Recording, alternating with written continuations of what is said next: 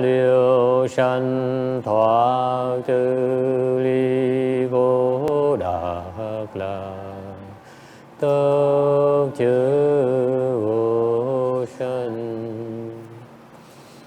Homage to the blessed, noble, and perfectly enlightened one.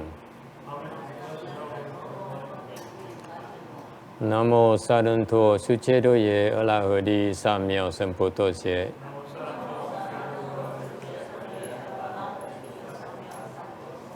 Nam mô Tát Đắc Tha Tô Già Đa Già A La Ha Đế Tam Miệu Tam Bồ Đà Tọa.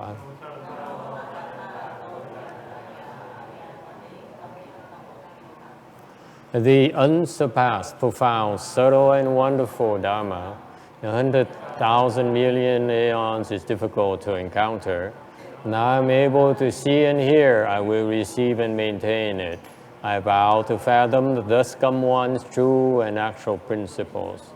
Wu shang sheng she wei miao fa bai jie wan jie nan zhao yu wo jin jie wen de shou chi yuan jie ru lai zheng shu yi. O Buddhas and Bodhisattvas, Venerable YongHua, Venerable Left Home people, and all good no advisors, Amitabha. Chư Phật Bồ Tát, Sư Phụ Sang Rần, Cơ Vị Chư Cha Rần, Cơ Vị Sang Chư Sư, Amitabha. Chư Phật Bồ Tát, kính thưa Thượng Thiên Hóa, quý thầy cô và quý vị thiện tri thức, A Di Đà Phật.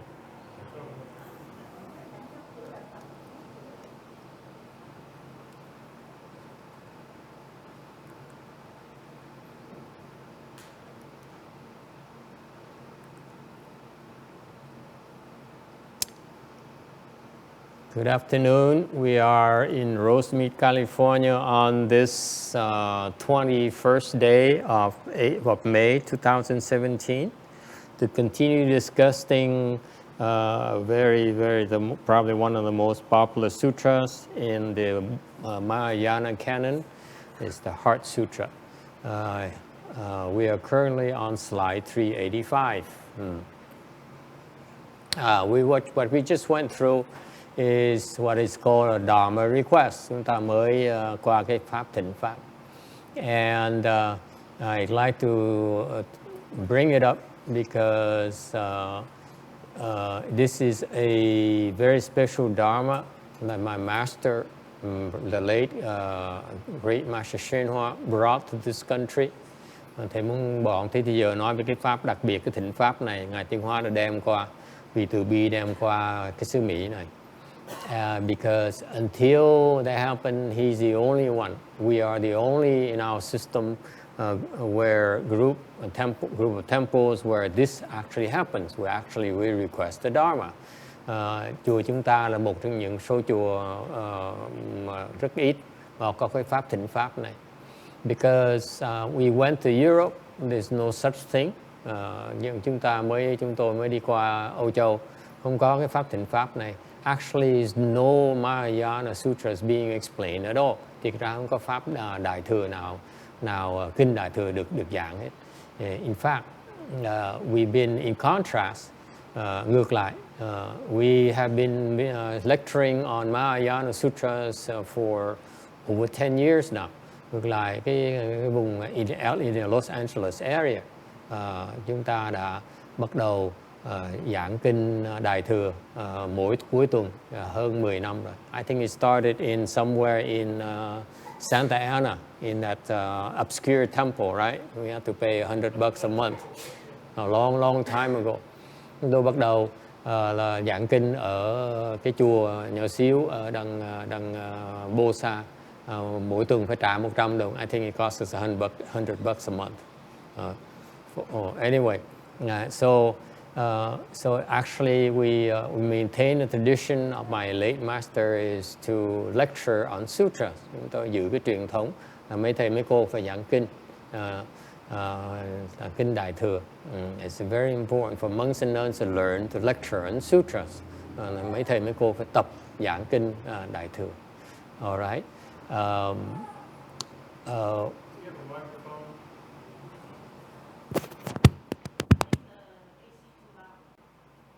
okay. You probably want to increase the volume a little bit on the microphone.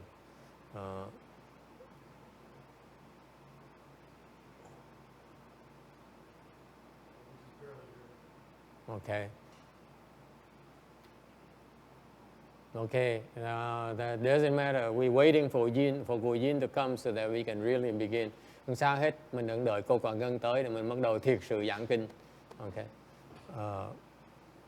Are we okay? Can we do an audio check here?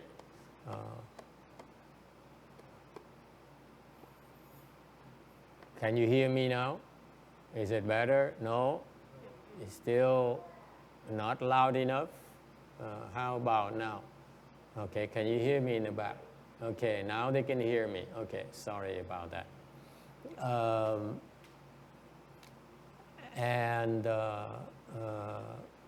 So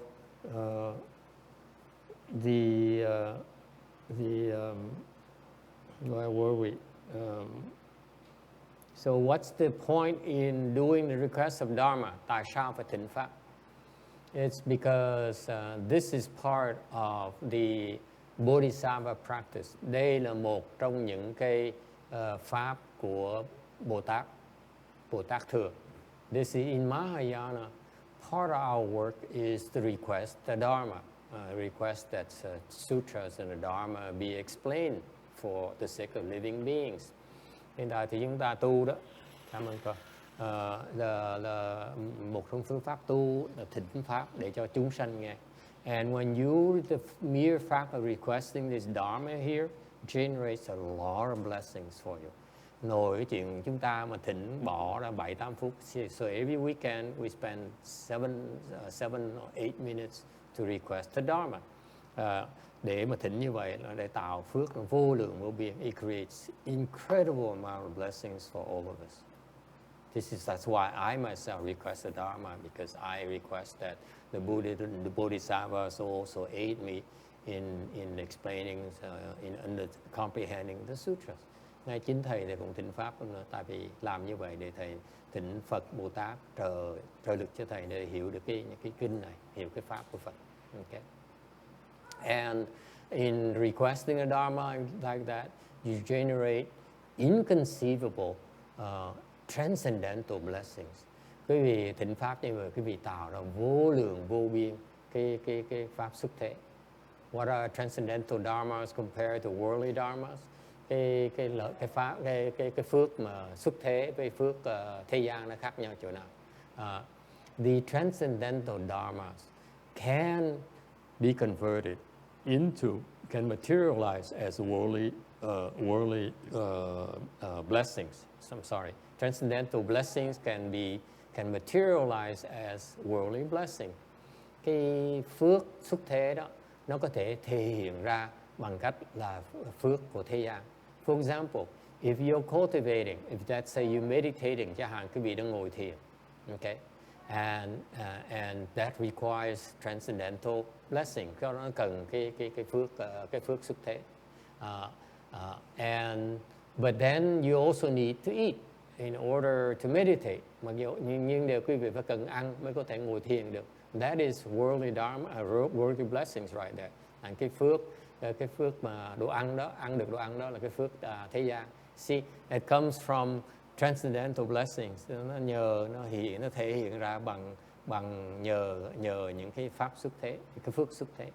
Whereas worldly blessings cannot materialize into transcendental blessings. Ngược lại, cái phước thế gian đó nó không thể nào được áp dụng cho những cái dụng của xuất thế. Alright? So that's why when you generate blessings, you're better off generating transcendental blessings. Bởi chúng tôi khuyên cái vị mỗi lần mà tạo phước đó là chuyên môn tạo cái phước xuất thế. Alright? Does it help? Alright. So we are on slide 385, ở trong 385. The sutra text says, cái kinh nói rằng the Bodhisattva because he opened his prajna wisdom, his transcendental wisdom. Thì trong tâm kinh nói rằng là khi mà Bồ Tát vì nhờ được mở cái trí huệ bát nhã, trí huệ xuất thế này đó, thì thành rời bỏ cái điên đảo mộng tưởng. He leaves distorted dream thinking behind. Okay, so the Bodhisattva with the prajna wisdom, is no longer upside down. Cái người Bồ Tát đó, khi mà có trí huệ rồi đó, khi trí huệ giải thoát rồi đó, thì không còn bị điên đảo nữa. Okay, what is upside down? Upside down means that you are hanging upside down. Điên đảo có nghĩa cái vị treo ngược cẳng lên. So you're looking at everything in the wrong way. Thành quý vị nhìn mọi sự nó ngược lại hết tất cả. What you see, what you take as a good thing for you actually is a bad thing for you. Quý vị thấy nó là tốt, thiệt ra không biết nó thiệt là nó tai hại cho quý vị. Okay, and conversely, what you think is bad for you, then what you think is bad for you actually is good for you. Ngược lại, quý vị thấy sợ cái tai hại quý vị, thiệt ra nó tốt cho quý vị. What's an example? What's good actually is bad for you. Chẳng hạn như cái gì mà nó tốt, quý vị nghĩ là tốt, thì ra nó tai hại cho quý vị. For example, money is not good for you. Tiền không tốt cho quý vị. Better to give them to the temple. See, that's why I mean upside down. Chị thấy không? Tiền nó không tốt cho quý vị, tốt nhất tốt hơn là lấy tiền mình đưa qua chùa, thì quý vị cười ngất lên, quý vị rõ ràng cái bị điên đảo. I rest my case. Okay, let's move on. Okay, mong chẳng, mộng tưởng. Mong is mộng. So the dream thinking. What is upside down dream thinking? So dream is what you do when you sleep. Mộng là khi quý vị ngủ, quý vị có mộng. Okay. So in Buddhism, a dream refers to the fact that you live in a surreal environment. Mộng có nghĩa quý vị sống trong cái môi trường nó không có thực. Okay. And thinking, và cái tưởng là sao? What is thinking? Tưởng nghĩa là sao?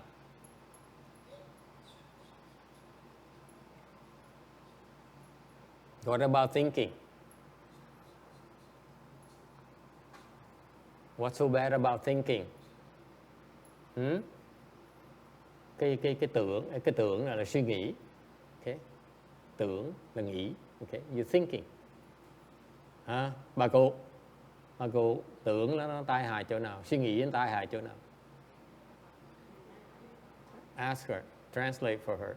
Okay, ask mommy, what is so bad about thinking?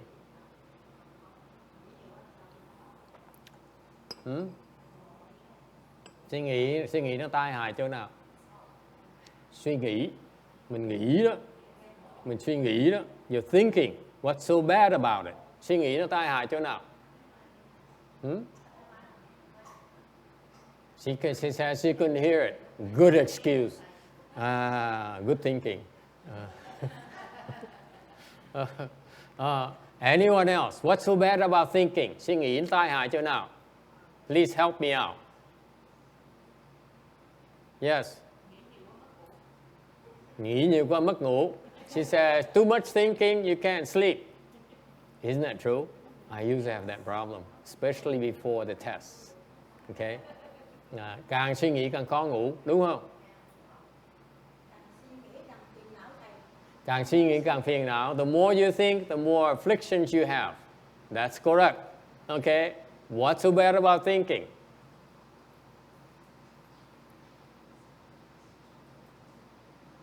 Yes.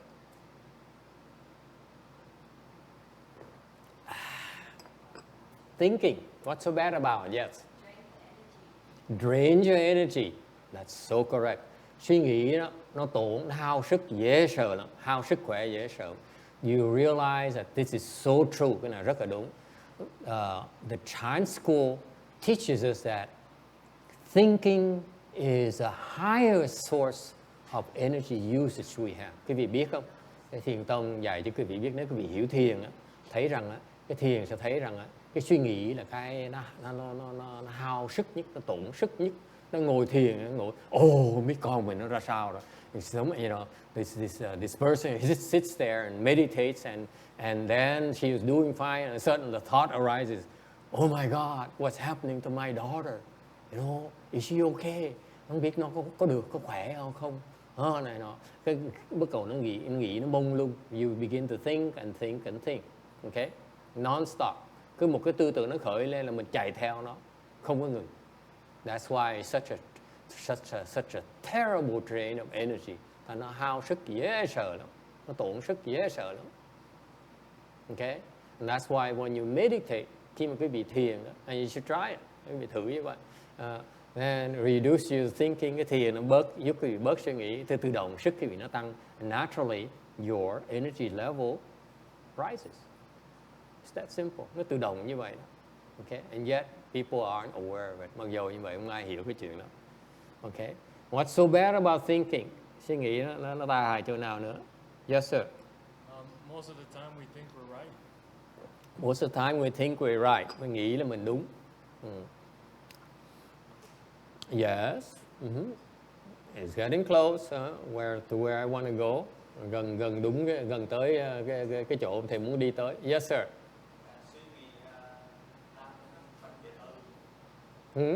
Chí làm phân biệt.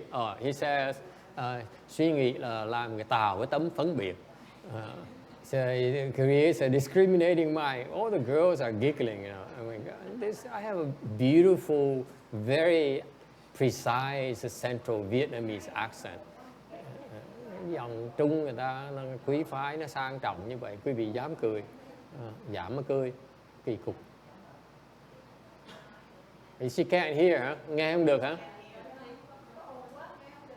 Okay. Yeah, tắt mở đi. Okay, we shut it off, I guess.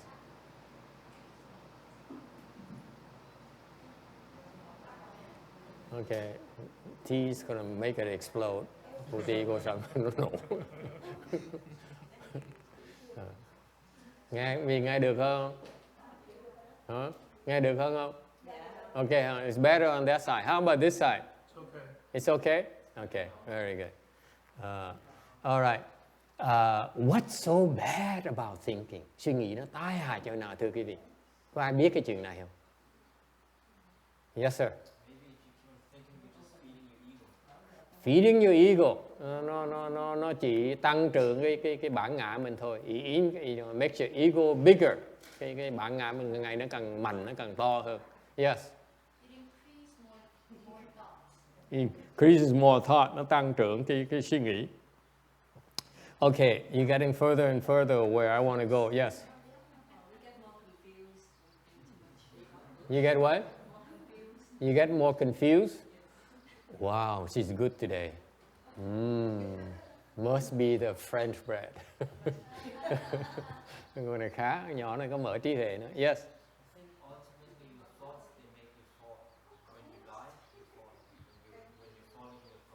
Oh, not necessarily. Suppose the doctor said, before I die, I create a good thought. I would teach her to create a good thought. She assents. Supposedly. And then the next 49 days happens, then she falls. Okay. Let me tell you where I'm getting at. You probably don't know this. Cái này quý vị không biết được đâu. Okay. Here's what happens. I want you to think about this. Thầy nhắc cái vị suy nghĩ, ngẫm nghĩ về cái chuyện này. Okay? Think about this as you will. Well, sort of contemplate this, not think. Okay. Quán tưởng chuyện này. The more you think about it, the more real it becomes to you. Càng suy nghĩ, càng thấy nó là thực tế. Đúng không?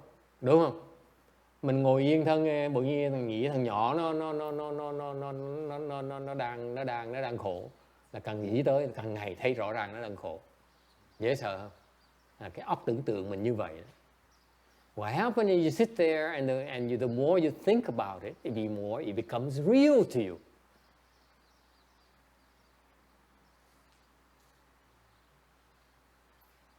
You know? And that's what happens to, that's what we do, that's what the secret, what we men do to women. We tell them we love them.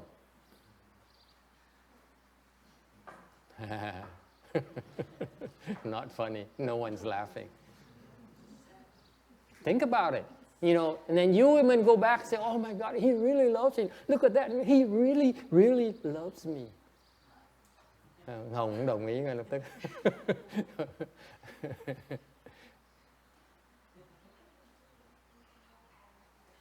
It becomes true because we think about it. Cái thực tế nó xảy ra tại vì mình càng suy nghĩ về nó càng thấy nó rõ ràng, nó thực tế với mình.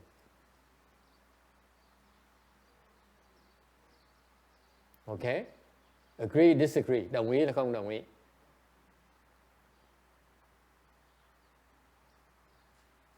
Okay? To the more advanced levels practitioners, những cái người mà trình độ cao hơn một tí, quý vị sẽ thấy rằng the Buddha says, because you're thinking, you create the world. Tại vì cái thế giới này nó được tạo ra bởi cái suy nghĩ của quý vị. Can you give an example in your own life where your thinking creates your own reality? Quý vị ai có thể nói cho thầy biết là cho thầy một cái ví dụ là vì cái suy nghĩ quý vị thành ra cái thực tế trong cuộc đời của quý vị. Yes, sir. When I was in Holland, the housing was subsidized, so the housing was cheaper depending on how much money you made, and I felt like that should be the way here. And then I just kept thinking about it, and out of the blue, my sister went to go look for a new house, but I got there first, and it was a bank repo, and the price that I wanted to pay every month, that's how much I pay every month. It becomes reality. Yeah. Wow, you're cool. We should try that sometimes. Okay? Okay, anyone else? Ai có nghĩ được cái ví dụ trong cuộc đời mình thấy vì cái suy nghĩ nó thực tế, cái sự thật nó xảy ra?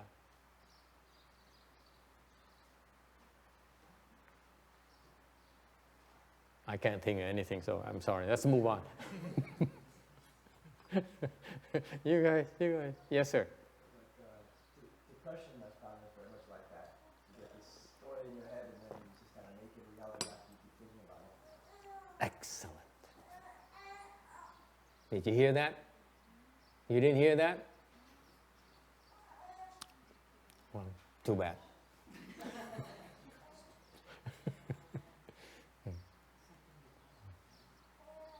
Okay,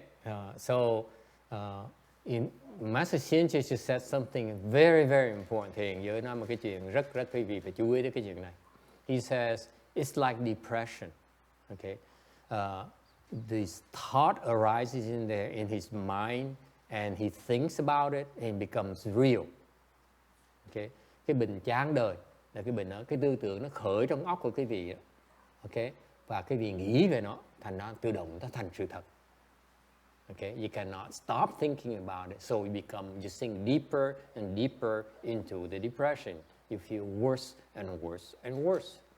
Vì cái vị theo cái tư tưởng đó, thành ra càng ngày mình càng là mình bị đắm ở trong đó, thành càng ngày mình càng khổ sở. Okay, it's actually for depression, for depressed people, they fail, they're depressed. Let me repeat for you, nhắc lại quý vị biết, lý do người ta bị bệnh chán đời, it's because they believe in these thoughts, these negative thoughts, tại họ tin những cái tư tưởng mà nó chán chường này. Okay, it's because they fail to recognize it's a an attack. Tại họ không nhận ra được là những tư tưởng đó là từ bên ngoài nó tới, không phải của họ. It's from outside, it's not their own. And they believe in them to be their own. That's why they think about it. Họ vì tư tưởng nó khởi trong óc của họ, nên họ tưởng cái đó là cái tư tưởng của họ. Thành ra họ càng ngày càng suy nghĩ về cái chuyện đó, ngẫm nghĩ cái chuyện đó, nên càng ngày nó thành chán chường thêm. And for depression, yes ma'am. It's the opposite true. If I think that, oh, I'm a happy person, I'm very happy. So That works as well. That's what they do. They make you, the psychologists ask you to think about positive things, and you naturally believe in those things and act accordingly, behave accordingly. That works as well. Ngược lại, nếu quý vị có giữ những cái tư tưởng mà nó yêu đời, nó vui vẻ, nó đầy hy vọng, thì quý vị cứ theo đuổi những cái tư tưởng như vậy, thì cái cuộc đời quý vị nó lên hương luôn nữa, nó tự động như vậy. It works both ways. Unfortunately, but what happens? There's a difference though. Có hai sự khác biệt với nhau. Những tư tưởng mà chán chường là không phải của quý vị. The fact of the matter is that these negative thoughts are not your own. That's what people don't realize. Okay? Whereas the positive thoughts are your own. You have to generate them. Ngược lại, những tư tưởng mà yêu đời là tư tưởng của quý vị. Okay? You cannot tell the difference. Quý vị không phân quý vị cái sự cái đó. Okay? Okay? Any questions? Ai thắc mắc gì không? That's the thing. It's that simple. If you're for depressed people, all you need to do is to recognize these negative thoughts are not to be your own, and do something to remove them. Then you're fine. Thành ra những cái người mình chán chường, chán đời rất là dễ dàng. Quý vị phải nhận ra những cái tư tưởng đó không phải của mình, mà nó được gợi, chúng sanh khác nó gợi cho chúng ta. Thành chỉ cần đừng theo tụi nó, cho nó chết thôi. Yes sir. So where do they come from? Come from ghosts? They come from ghosts. The ghosts have the ability to plant thoughts into our brains. Những tư tưởng đó nó từ đâu tới? Nó tới từ những cái quỷ thần, nó gợi ý trong óc của chúng ta đó. Okay? Yes. Đúng. Tại vì lúc trước á, mình hại người ta, bây giờ người ta tới ta hại mình lại. So it's your retribution. In the past, you harm people, and that's now they come back and exact revenge upon you. Okay, that's the way it is. Okay, so now in the past you tormented your wives. Trong quá khứ, quý vị đã từng giày vò vợ mình. Instead of nịnh đầm, instead of kissing up to her, you tormented her. Now she comes back and torment you day and night. Bây giờ gặp nó lại, nó đầy đọa cho quý vị ngày đêm, nó khùng nó luôn. Okay? Is it the same thing when you hear voices? You hear voices? Similar, yes. That's a different kind of illness. It's called you just being crazy. Còn những cái người mà nghe những cái tiếng nó xảy ra trong óc của nó sao? Nó là trường hợp khác nữa. Đó là những người khùng. Họ điên tới nơi rồi. Okay? The world is fascinating. I know it's not, not something that medical people and scientists would agree to because they have no proof of it. Okay? Đây là những cái mà mình nói chuyện với nhau cho vui vậy thôi. Tại vì bên khoa học gia, bên cái người y khoa người ta không tin những cái chuyện này. And that's why they aren't aware of these things. That's why they're ineffective at dealing with these issues. Thành họ không có đủ cái phương pháp, cái tri kiến để mà đối phó những cái chuyện này. Okay? Whereas let's say in the Buddhist world, trong cái Phật giáo, cái thế giới Phật giáo chúng ta, if you feel depressed, all you have to do is kick the ghost away and the person is no longer depressed. Chẳng hạn như Phật giáo chúng ta biết cái chuyện đó, thành những cái người bị chán đời đó, dễ giúp họ dễ sợ. Tới ký đầu con quỷ mà cái con quỷ nó chạy cái là xong. It's that simple. Nó giản dị như vậy đó. Okay? But there's some people who would rather die than believe in these things, these voodoo things. Có những người chẳng thà ta chết còn hơn ta tin những cái chuyện này. Okay? Such is life.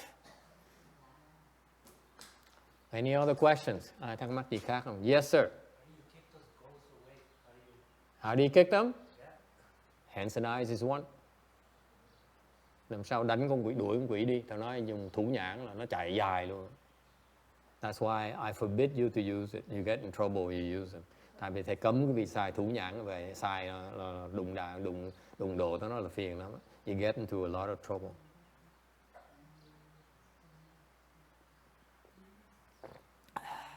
Yes. So when you practice, will that automatically chase them away when you practice without? Don't you wish? Don't you wish? What a cheap question. Cô này câu hỏi. She asked me, so when we practice the hands and eyes, are we actually chasing ghosts away? And I said, my answer is, what a cheap question. What a cheapskate you are. Mà câu hỏi thầy hỏi là lúc mình tu cái thủ nhãn, luyện cái thủ nhãn như vậy, có phải mình đang đuổi con quỷ nó đi không? Thầy nói đồ rõ ràng cái đồ hạ tiện. Sometimes it works. Sometimes it doesn't. Nhiều khi nó có hiệu quả, nhiều khi không có hiệu quả. For example, okay, there's some ghosts are stronger than you. Có những cái con quỷ nó mạnh hơn quý vị. Okay. So you can't chase them away. Có những mình đuổi nó không được. Mình đủ sức đuổi nó. Ngược lại có những đứa nó yếu hơn mình. So there's some who are weaker than us, but the same level. So with our weapon, we beat the heck out of them and they run. Những đứa nó ngang sức mình, quýnh rồi nó chạy. Okay. So it varies. Okay. Cô Quả Ngân từ Vạn Vật Thành tới. Yes.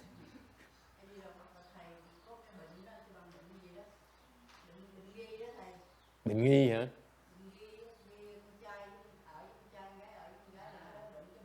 Bệnh gì? Nghi hả? Bệnh mới. She talked about a new kind of disease called nghi. Okay. Mà sao?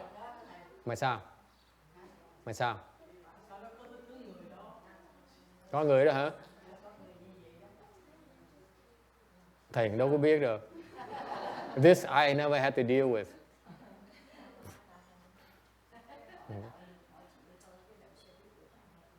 Không, cái đó là cái nghiệp. Yes, yes ma'am.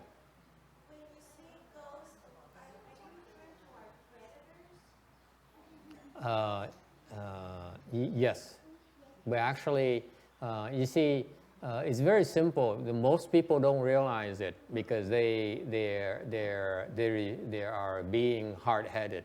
The world is yin and yang. You believe in that? There's a negative, like a battery. It's a negative pole and a positive pole. That's why the battery functions. Okay, there is men and women. It's a form of yin and yang. Okay, so the world is formed by these pairs of opposites. All right. So in the commonly known as yin yang, yin and yang. You heard of it before? No, you haven't heard of it before. Boy, you are so sheltered. We street people. Oh my God, we have to learn all these things. Okay, so the world is as a yin and yang, male and female, plus and minus. It's always the world is made up of these pairs of opposites, and we call it yin and yang generally. Okay, yin is female or negative, yang is positive and male. All right. So what happened is the ghost is simply the yin world. Okay, and the gods are the yang world, the yang world. And we humans are in between. That's why we're a combination of yin and yang. That's why sometimes men are more effeminate than male. You seen those? Yes? I've seen those at Hardee's and McDonald's. Oh, I like your coat. Where did you buy it? Okay, So that's the, man behaving in a yin female way. You've seen those, right?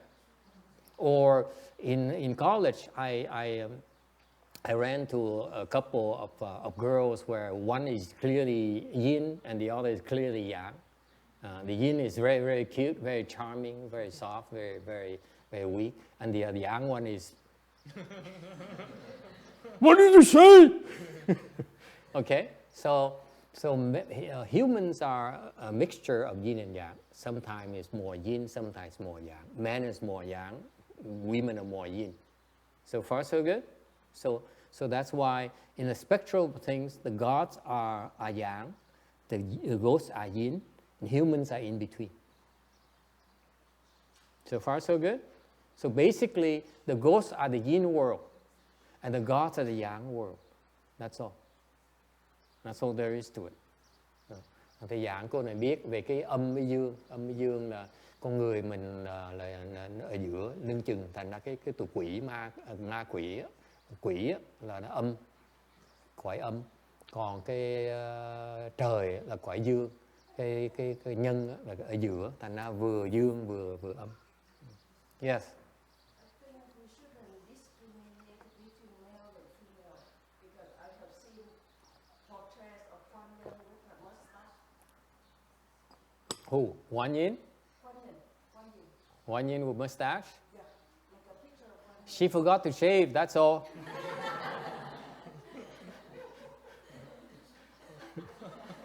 She's talking about one yin is a goddess of compassion, the one over here. Okay? In case you don't know. The old paintings, they have mustaches. Yes. That's, again, because she didn't. It happens, you know. Women are known to shave. Oops, we shouldn't go into those things. Okay? So, no, the bodhisattvas are beyond, transcend yin and yang. There's cái cô này cô nói là Quan Âm có những cái tượng Quan Âm mà có râu, thì trả lời có râu tại vì quên cạo râu chứ không phải là cái gì hết. Okay. Mà thiệt ra là cái Bồ Tát, trình độ Bồ Tát là không còn âm dương nữa. When you become a sage, you transcend the yin and yang. Một khi mà quý vị trở thành giác ngộ rồi, thành Bồ Tát rồi, quý vị vượt qua cái âm và dương. So if you want, you can appear as a yin, you can manifest as a yang. Cái việc có thể thể hiện ra bằng âm, có thể hiện ra bằng dương. You can appear any way you like. Okay, it's different. Okay, there's exceptions right there. Có những cái ngoại lệ. All right, does it help? So what happened is that this is why our world, in terms of medicine, we only can observe the range of yin and yang, range we can see. That's why we cannot deal with the yin world. Thành ra cái quả nhân gian chúng ta không thấy được quả âm. Thành ra không biết nào, không thể nào đối phó tụi nó được. That's why we cannot handle them. Okay, that's why these some illness are caused by the yin beings, like especially the mental illness are caused by the ghosts. Những cái tâm bệnh nó tạo ra bởi những cái con quỷ. Thành ra mà quý vị không nhận ra được nó, quý vị chữa không được. If you don't know how to recognize them, you cannot deal with them. As simple as that. Okay? So I repeat, if you're depressed, you feel that you don't feel good, you have to recognize it's an attack and chase those thoughts away. Then that's how you defend yourself. Nói cách khác, chúng ta tu đó, quý vị những người tu đó, mà cảm thấy đó, là bị bí đớt hoặc là cảm thấy chán chường, okay, phải nhận nó ngay lập tức đó, là mình đang bị nó tấn công. Lập tức dùng thủ nhãn, dùng tụng thần chú. Okay, you recite mantra, you bow to the Buddha, do whatever to chase them away. Okay, instead of sitting there and think, thay vì ngồi đó mà suy nghĩ. Any other questions? Ai thắc mắc gì không? Yes. I can't hear you. The negative thoughts are what? It's real to you. It's true? Can you give an example of a negative thought is true? I find it hard to believe that negative thoughts can be true. Có người nói với thầy, hỏi nhiều khi những cái tư tưởng nó chán đời đó, thiệt sự nó là thật. Thầy nói, ủa, mấy tư tưởng chán đời sao nó thật được? How is it possible negative thoughts are true? I don't get it. Example, please.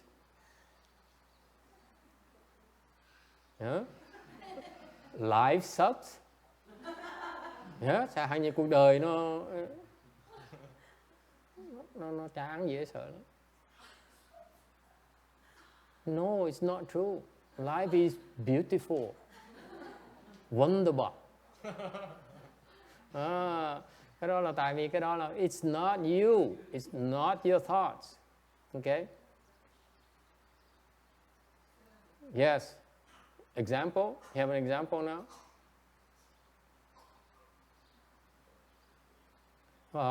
Like my son is so yucky. Con mình nó gì ghét dễ sợ. Is it true or false? I ask you. Don't answer that. Okay? Yes. That's a French saying that the me is disgusting. The me is disgusting. Yeah, le moi est haïssable. The me is disgusting. The moi est what? The me is disgusting. No, what's the French word? Le moi est haïssable. Không phải haïssable. God, I don't know where she learns her French. The me is painful, disgusting. So the me is disgusting. It's not I am disgusting, but the me is Aible. haïssable. Aible. Aible. This means that there's no one, no me. But there's if think that I am disgusting, that can be true. That's true. The moi est détestant. The self, the ego is detestable. Okay? It's true. Okay? But why do we say that the thoughts are not true? Mặc dù cái đó đúng như thế, tại sao mình nói cái bản ngã nó gớm dễ sợ? Why is not true? Tại sao nó không có đúng? That's what I'm getting at. We're talking about this for half an hour now because I want to get to this point. Mình nói một nửa tiếng rồi tới cái phần này, phần quan trọng này. Why is that the thought that the ego is so yucky? It's still a false thing.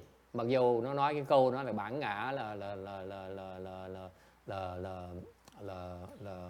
gớm lắm.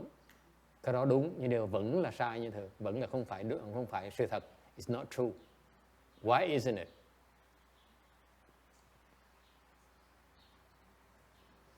You got to be crazy. Đưa cái vị khùng sao mà nghĩ được như vậy?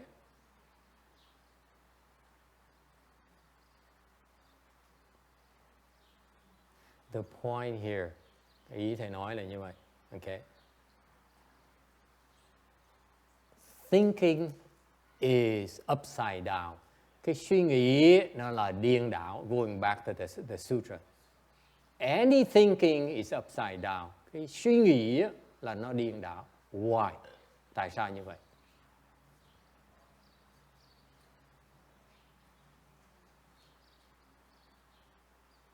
Anyone knows? Có ai biết không?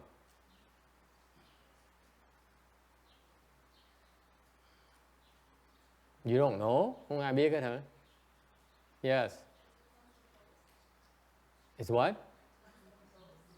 No, not, even when it doesn't come from the ghost, it comes from yourself. It's still upside down. It comes and goes. Nó đi và nó tới, nó đi. So what? Sao? Because it arises from the false mind. Cái tư tưởng nó khởi ra bởi cái tâm của quý vị. Cái tâm quý vị là cái tâm vọng tưởng. Thành bất cứ cái tư tưởng nó khởi lên đều là vọng tưởng. Because your false mind, your mind is false. That's why anything that comes from it is false. Yes? Cái giảng gì như vậy đó. Cái tâm quý vị là cái tâm giả. Tâm nó đòi áo đẹp. Like the mind says, I want some nice clothes. I want to eat well. Ăn cho nó ngon. Okay? Ngủ cho nó sướng. Sleep well. Oops, that's all of you. Okay? And because of that, okay, you're miserable. Vì vậy mà quý vị khổ sở. Too deep for you? Tin không được hả?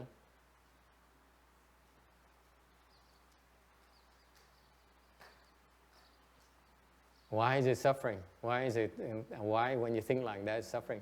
Tại sao quý vị nghĩ như vậy gọi là khổ ngay lập tức? Anna, why is that? I wish I could have fresh queso. Hai chi mình có được ăn fromage cho nó tươi. Okay. I had some recent American cheese. I can't stand it. Ăn fromage Tây xong về ăn fromage Mỹ thấy nó dở gì hết sao? And that's precisely the point. Quý vị thấy cái khổ không?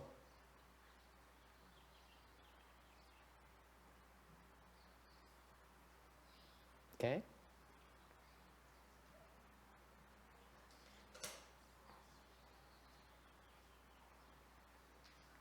Because you think about it, and that's why you're tormenting yourself. You affirming your attachment. Cái vì nghĩ tới nó là cái vì xác nhận lại cái chấp trước của mình. And yet you're so proud of it, mà cái vì rất là hãnh diện.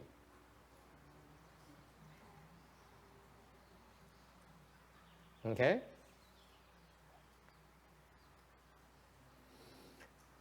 So, làm sao bây giờ?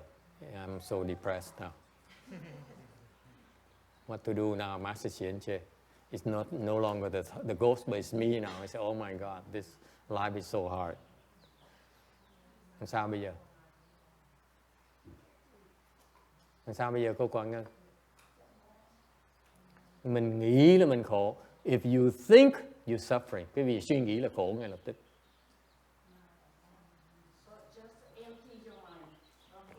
You don't think, that's all. Đừng có suy nghĩ. You don't think. If you don't think, okay, then you're happier. Khi mà không suy nghĩ được á, thì cái vị sẽ hạnh phúc hơn. And that's the truth that no one in the world knows. Cái đó là cái sự thật mà trong cái thế gian này, con người thế gian chưa biết. Until the Buddha came. Cho tới khi Đức Phật tới cái thế gian xuất thế rồi. Không ai biết cái gì này. No one knew about it, by the way. No one knew about it. Không ai biết cái chuyện này hết. Okay? The Buddha came to our world. Đức Phật tới thế gian này, he says, your thinking is false. Ngài dạy rằng á, cái suy nghĩ của quý vị đó, cái suy nghĩ, nhất định suy nghĩ đó, okay, là cái vọng tưởng. Your thinking is false. Cái tư tưởng quý vị là nó giả. Okay? If it's false, why do you keep on prizing yourself on that? Tại quý vị cứ hãnh diện cái suy nghĩ quý vị hoài. Okay? If you can stop thinking, nếu quý vị biết cái phương pháp để mà ngừng lại suy nghĩ đó, okay, then all your suffering ends. Tất cả những cái khổ sở quý vị nó ngừng lại. And you only experience bliss. Đó quý vị chỉ thấy toàn là lạc không còn khổ nữa, mà toàn sướng không. You have no more suffering and you only experience bliss. That's what the Buddha taught. Đức Phật dạy như vậy. As long you thinking, quý vị đang còn suy nghĩ, you are still suffering. Quý vị đang còn khổ. No one knew it. Không ai biết cái chuyện đó. Yes, ma'am.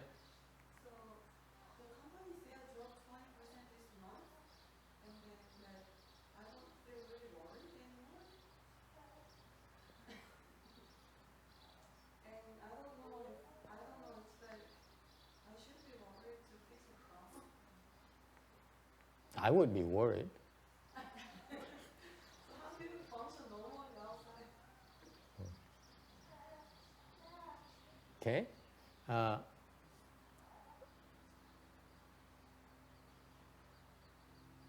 Any other question? Ai thắc mắc gì khác nữa không? I don't know how to fix this problem. Chịu ạ.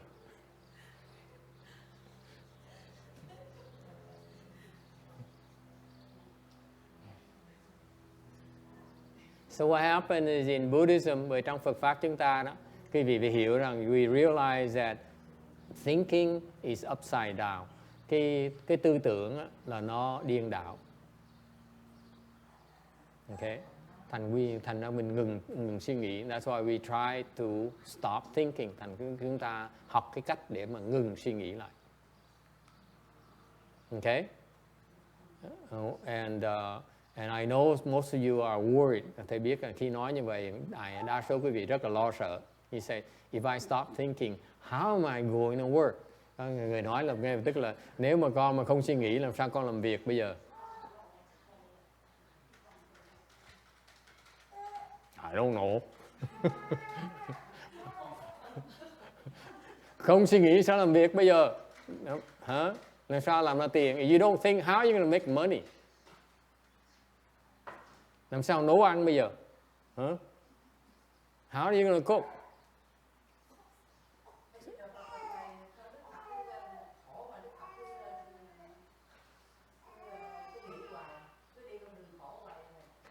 She says, why is the Buddha keep on talking about suffering? Traitor. Mấy cái người này công nhận nó từ công giáo hoặc là bạn thành tới những cách nào cái chùa mình nói những hỏi những câu hấp búa như vậy hết. Hỏi là tại sao mà Phật cứ dạy cái khổ hoài vậy? Không có gì vui hay sao? What she means that the Buddha keeps on talking about suffering. Is there anything good about life? Cuộc đời nó không có gì vui sao? No, there's nothing good about life. Right, Xiển chứ? Hả? Có gì vui đâu. Tôi hỏi cô Quảng Ngân có gì vui. I ask của Yin, what's so good about life? Cuộc đời có gì vui? See, look at her. Trả lời không được. Cái gì vui?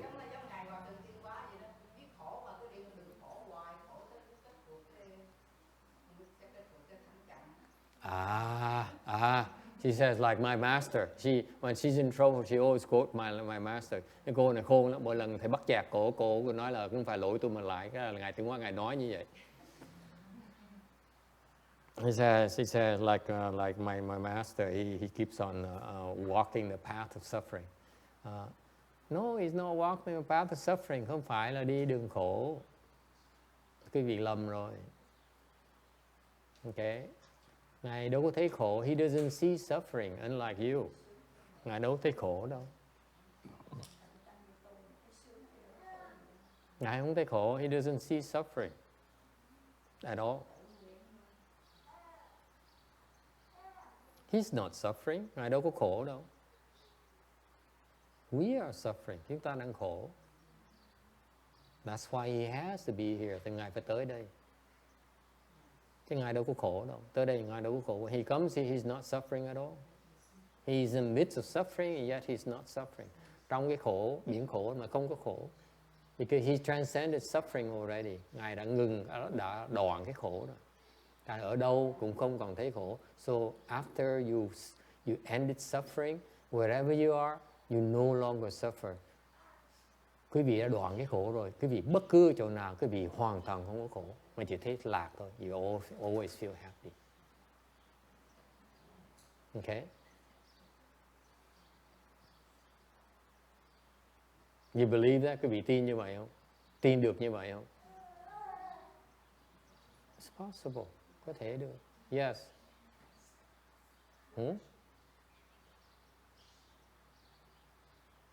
It's only because you refuse to end your suffering. Chỉ vì quý vị không có chịu liễu cái khổ của mình. Cứ nghĩ là cái khổ mình là nó hay. You think so suffering is so great. That's why it's called upside down. Bởi vậy cái vị nghĩ cái khổ mình nó hay, thành bởi vậy mới gọi là điên đảo. You take suffering as pleasure. Cái vị thấy cái khổ mà tưởng đó là sướng.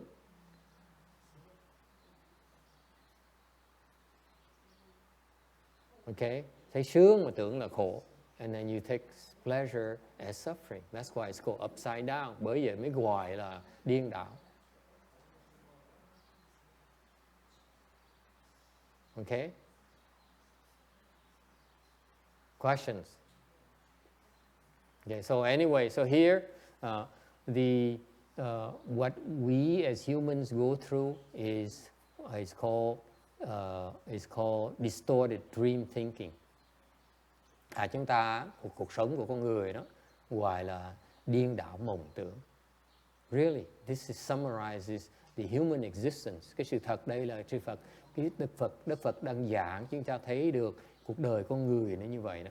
Thì mình sống như trong giấc mơ vậy. We live as if it's in a dream. Mình đang sống, mình chỉ sống trong giấc mơ thôi.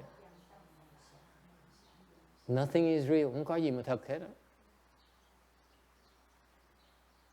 Okay, that's what a dream really means. Cái mơ có nghĩa là không có gì đâu, không có gì mà nó thật sự hết. Nó chỉ là giả, nó chỉ tạm thời thôi. Everything is temporary. Nó chỉ tạm thời trong cái giấc mơ thôi. It only exists in a dream. Cô còn ngừng.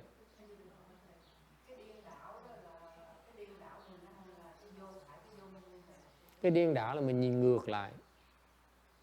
Trắng mình thấy là đen, đen thấy là trắng. Tốt mình thấy là xấu, xấu thấy là tốt.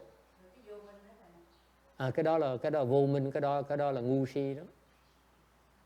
Cái đó là đại ngu si đó. Cái điên đảo là nó tệ dễ sợ. Điên đảo là ngu si, đại ngu si.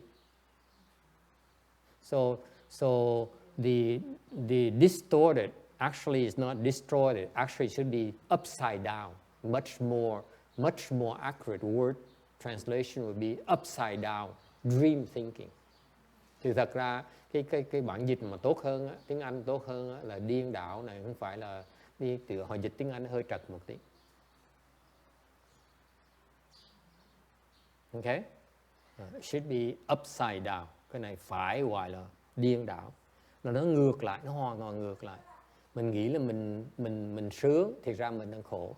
You think you're happy, actually you think it's pleasant, actually it's a lot of pain. Mình thấy là sung sướng, thì ra mình đang khổ mà không biết.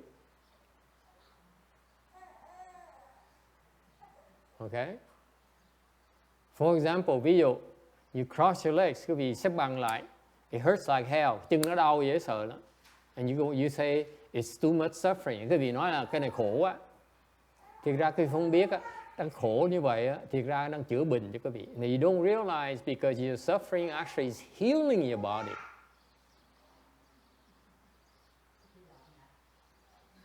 But no one believes me. That's why you're so upside down. Mà không nói gì không ai tin hết, bởi vì cái việc quá điên đảo đi. There's no way to get to you. The Buddha has no way to get to you. Đức Phật giảng cái việc cũng không có tin nữa. Chịu thôi. Thành gửi cô Thân Hương qua Tây Phương Cực Lạc là khỏe nhất. So we send Chinsang to the Western Bliss Pure Land and let Buddha, that Amitabha Buddha take care of it. Để cái ngài A Di Đà Phật lo cái chuyện mấy cái người điên đảo này. And he takes care of. He specializes in upside down people. Chuyên môn là giúp đỡ những cái người điên đảo. Chứ bây giờ khăng đó, già khụ tới nơi rồi, sắp chết tới nơi, nói cũng nghe như thường. Mới gọi là điên đảo. Yes, sir. That's what's so scary about it. You don't listen your entire life until you get old. You still don't listen. Okay? Those of you, những cái người mà hiểu được như vậy, you really believe in it. You really believe that we live in a world of dream. Quý vị tin là cuộc sống chúng ta chỉ là một cái giấc mơ thôi. And you really understand that thinking is very, very bad for you. Quý vị tin rằng là cái suy nghĩ nó tai hại dễ sợ. It is so detrimental to your mental and your physical health. cái suy nghĩ đó nó tai hại cho cái sức khỏe của cái thân và cái tâm của quý vị.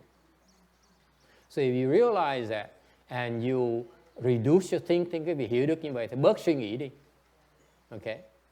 And how do you deal with the fact that the life is a dream? You don't take it too seriously.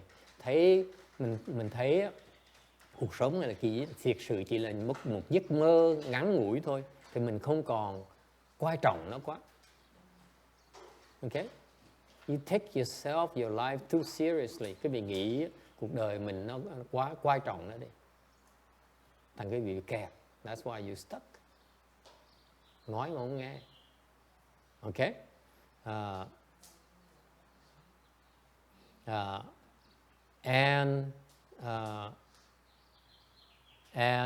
When the Bodhisattva gets rid of his upside down thinking, khi một người Bồ Tát quý vị mà bỏ được cái điên đạo, cách suy nghĩ điên đạo quý vị đó, then he certifies to Nirvana, thì ngài chứng được cái niết bàn. Okay? Yeah. What is so great about Nirvana? Cái niết bàn nó có lợi gì?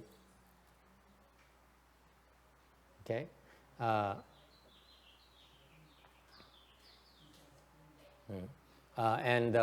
On slide 386, tấm 386, giảng thêm một tí về cái mộng tưởng. They explain a little bit more about the dream thinking, dreaming and thinking. These English translations, sometimes now I look at them again, I find that it's quite short of the Chinese version. Bây giờ thầy sau một thời gian bắt đầu giảng kinh rồi mới thấy, nhìn lại những cái bản văn tiếng Anh này, thấy rõ ràng nó dịch trật nhiều quá này, nó không sát cái ý của cái lời kinh của tiếng Tàu. Okay. So it says that the Chinese are saying life is but a dream. Người Tàu có câu nói sống chỉ là cái giấc mộng thôi. And a night sleep is a short dream. Đêm ngủ chỉ là một giấc mộng ngắn. Cuộc đời chỉ giấc mộng dài hơn. And life is just a longer dream. That's all. And your ignorance and stupidity is like dreaming. Cái vô minh chúng ta, cái ngu si chúng ta này, nó tượng trưng cho cái mộng. Okay. And we see this body and this world as real. Mình nhìn thấy cái thân này, cái thế giới này nó coi nó là thật. Actually it only manifests in a dream. Thì thật cái thế giới này, cái thân này nó chỉ là giống như nó hiện trong giấc mơ thôi. It's only real during your dream. Như chỉ nó thật trong cái giấc mơ quý vị thôi. Okay.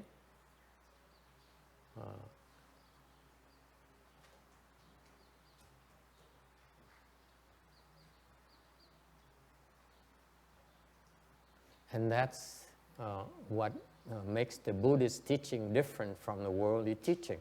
Bởi vì cái Phật Pháp đó, nó khác cái thế gian Pháp ở chỗ đó, nó đi ngược lại cái sự hiểu biết của quý vị. It goes against your thinking, against your understanding. Nó đi ngược lại cái trí huệ của quý vị.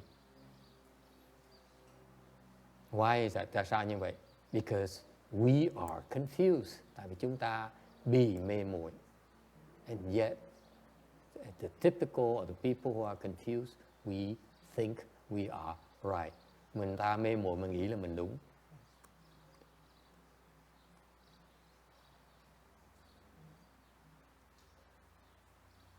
Okay. So how can you work without thinking? Làm sao quý vị làm việc mà không suy nghĩ? How can you live without thinking? Làm sao có thể sống mà không suy nghĩ được? How can you have a family life without thinking? Làm sao sống trong gia đình mà không suy nghĩ được? How is it possible?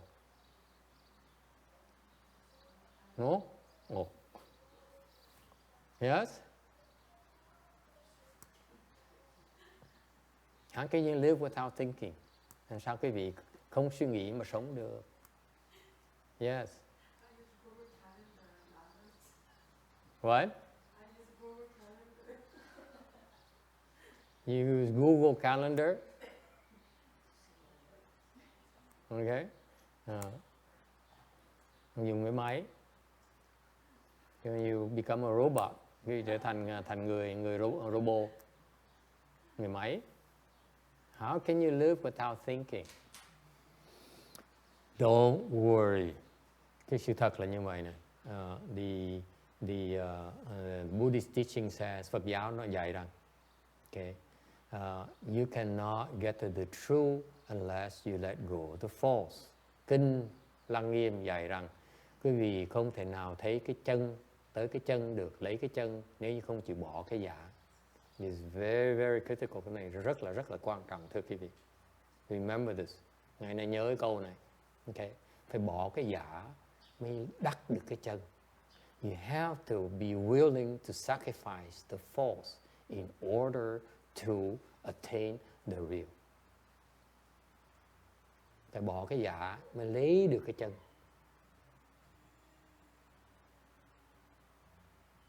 Ví dụ, okay.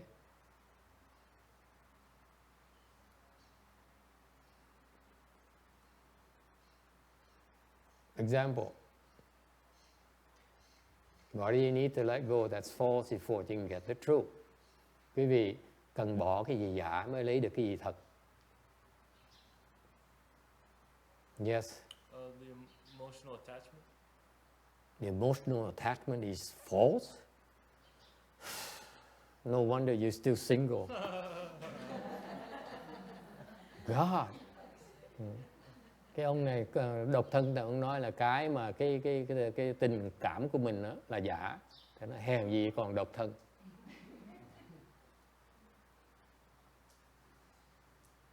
Another example, ví dụ khác. Yes. Con này phải trên 4 câu, hồi nãy giờ con biết con có nói được tại vì nhiều câu. Thì sau khi Ngài A Nan trên 4 câu, he says, you know, I limit him to only 4 sentences. So he's been holding his tongue because all his answers have been more than 5. So now he feels that he can answer in 4. I know all the stuff we talk about, that's too long to explain.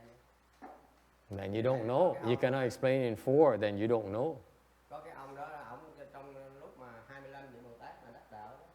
Đức Phật biểu nói trong A Nan mấy ông tu làm sao đắc. Thì có một ông nói là nghe Phật nói tư tưởng là giả như thầy nói. Ông ôm mình bắt đi thật. Ông nói một hôm con đi ôm mình bắt thật. Con đạp cái gai đau quá. Đau không chịu nổi luôn, đau toàn thân luôn. Thì con nói cái biết đau này đó là cái giả, con theo nó. Con nghĩ cái chân lý mà cái không mà thầy nói, cái tâm mà chân tâm đó. Con nghĩ cái đó hoài mà con sẽ đạt cái chân tâm đó, con quên cái đau này đi. Xác định là tất cả vọng tưởng nó tiêu hết, ổng chứng A La Hán. Ổng về ổng tiếp tục thiền vậy 21 ngày nó đắc A La Hán liền. Thầy mới nói mình phải tin cái lời Phật giảng là nó không, nó giả, thì mình theo cái đó đi, thực hành rồi mình sẽ được cái chân kia. Nếu dò ở chân giác không có được. More than 4. Mà tôi đang thực hành như vậy. Rồi, 9. Chứ mình nếu không làm vậy thì tu làm cái gì? 11. Theo Phật pháp là gì? 12. Chứ bây giờ giảng 4 chữ tôi không 13. Thậm chí là nãy giờ cái tiếng mỗi gì đó. 14. Rõ ràng là ngủ vững dậy. Mỗi ngày chúng ta đọc đó, chiếu kiến ngủ vững dậy không, đổi thép Phật pháp ngủ vững dậy khung mà không có khung nào hết, lúc nào cũng có, không gây lộn hết. Are you done? 18. 18 câu luôn. Rõ ràng cái năng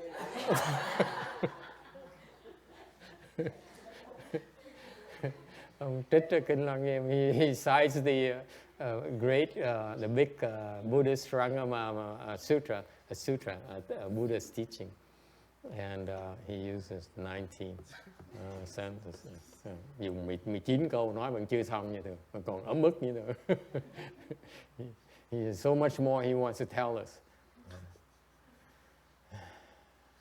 bởi vì kinh Lăng Nghiêm là 5 câu. Bát Nhã để thận giảng 22 năm, nó làm sao tôi giảng 4 câu được. Yeah. Cái 22. 600 quyển, giờ tôi 4 câu tôi dán được rồi. 23. Okay. So what's an example? Ví dụ là sao? Huh? What's an example? Cái gì mình giả mình phải bỏ, mình thấy được cái thật. You have to willing to be drop the false in order to accomplish the true. Phải bỏ cái giả mới thấy được cái thật. Yes. All our thought, our anxiety, we just think about what may happen, but it's not true. Because we worry about what this, what that, but all those are not happening. It's not real.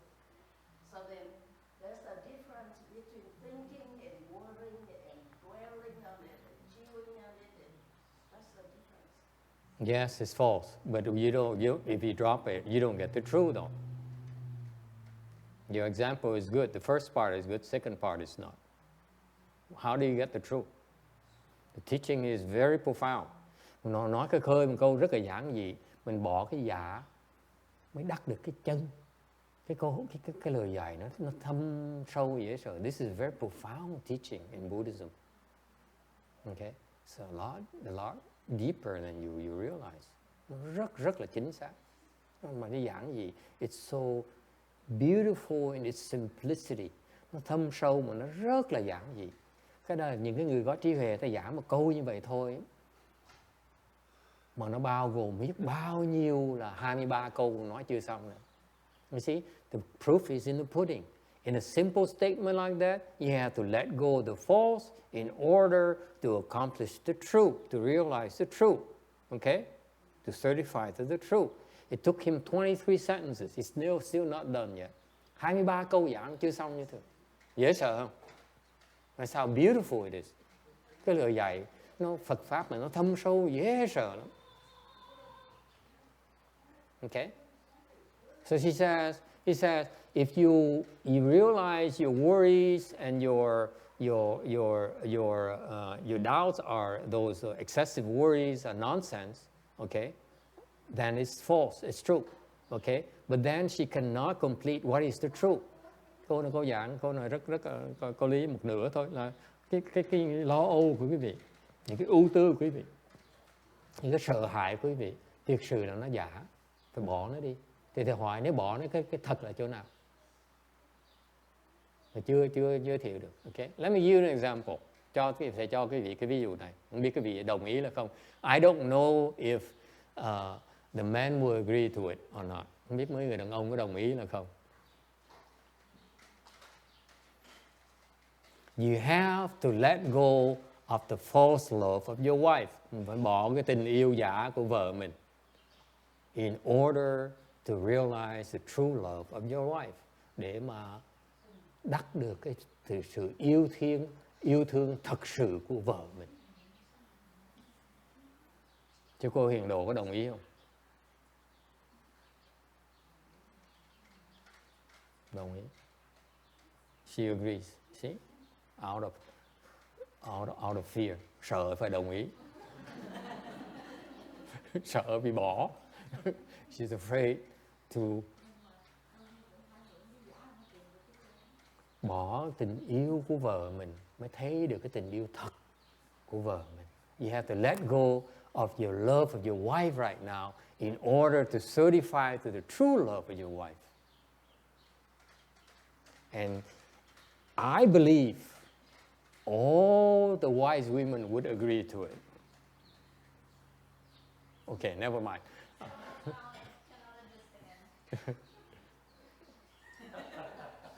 Những cái người phụ nữ đó mà có trí huệ sẽ đồng ý cái chuyện này. Phải không cô Quang Ngân? Mình phải bỏ, chồng mình phải bỏ tình yêu đối với mình đó, ông mới thấy được cái tình yêu thật sự cho mình. Dễ sợ không?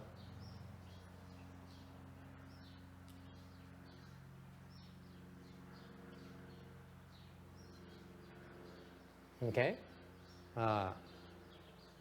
And yes?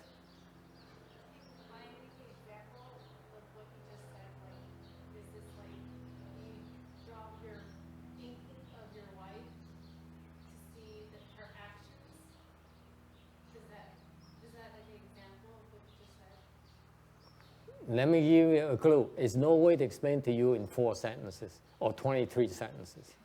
Không cách nào mà giảng được cái phần này nổi trong 4 câu hoặc là 23 câu hoặc là 33 câu hoặc là 33 trang. Okay? I will give you a simple example, cho quý vị một cái ví dụ thôi. Okay? All right.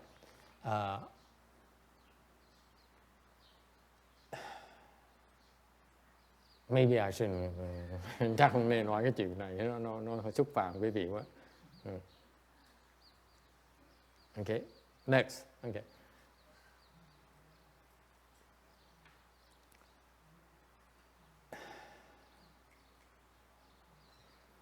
Here's one possible explanation. Một cách giảng quý vị biết như vậy nè.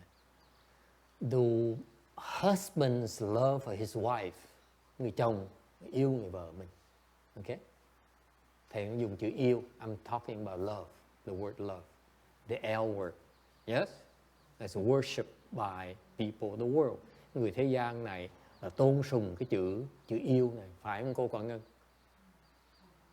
Cô Yin disagrees with me on the fact that people of the world worship the L word. Mình đừng nói, thầy đừng nói là chồng của cô yêu cô chứ không phải cô yêu chồng. Quên hết rồi. Okay. The husband who loves his wife. Người chồng mà yêu người vợ. What is that exactly? Cái đó nghĩa là gì thưa quý vị? Hả? It's a debt. It's a good debt. Cái đó là cái nợ mà nó tốt. Yes. False attachment. Chấp trước nó sai lầm. Where about is false, huh, Sarah? Because it was a subjective thought. Very good. Okay. When the husband loves his wife, there is an ego who loves the wife. Cái người chồng mà nó yêu vợ mình là có cái bản ngã nó yêu người ta. When we talk about dropping in love, is dropping the ego who loves. Khi mình nói là xả cái tình thương đó là xả, thì cái ý nghĩa nó là bỏ cái bản ngã mà đang thương đó. Thì cái chân ngã mới lòi ra. Then your true ego comes out and becomes true love. Lúc đó thì cái tình yêu quý vị nó trở thành là cái tình yêu chân thật. Tại lúc đó tình yêu của cái chân ngã chứ không phải là cái giả ngã. Can you buy that? Do you believe the concept is a true self versus a false self? Then you need to get rid of the false self who loves before the true self comes out. Quý vị phải hiểu là quý vị tin cái quan điểm Phật giáo mình có cái bản ngã gọi là cái giả, với cái chân ngã là nó thiệt. Tại quý vị muốn thấy cái chân ngã phải bỏ cái bản ngã nó mới ra được, nó mới lòi ra được. Yes. I'm sorry. What level of samadhi? Trình độ nào? What do you think? 9. That's all it takes. Cửu định là được rồi. That's all it takes. It's very easy. Nó rất là dễ dàng.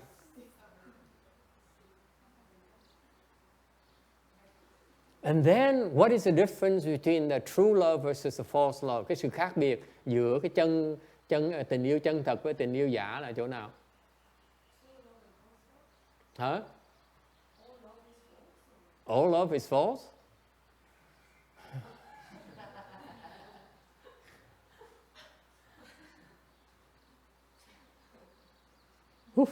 Too much. Yes. That's the difference between what the man considers like this is my trophy wife and this is my wife. You don't know what you're talking about because you're not a man. No, it's a general thinking. If you think that this is my trophy wife, I'm so good that I got this woman, that is his ego. So to get his trophy wife, no, it's See, even women disagree with you. It turns out that the true love is will make the woman much better off than a false love. Nói một cách tóm tắt, cái tình yêu chân thật á, nó có lợi cho cái người phụ nữ hơn là tình yêu giả. Okay? It's much, the women are better off with the real love, true love instead of the false love. Cái người phụ nữ mà gặp được cái tình yêu chân thật, họ có lợi hơn là tình yêu giả. Nói tóm tắt như vậy. That's all you have to summarize it as. They're much better off. Okay? Any other question? Ai thắc mắc gì không? So this is very profound. This is something that will become clearer and clearer. Cái này là một cái câu giản dị là mà quý vị càng ngày càng tu sẽ thấy nó rõ ràng rồi đó. Đó là muốn thấy cái thật thì phải bỏ cái giả trước cái đó. If you want to see the real, you have to drop the false first.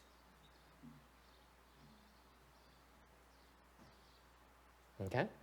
No two ways about it. Yes.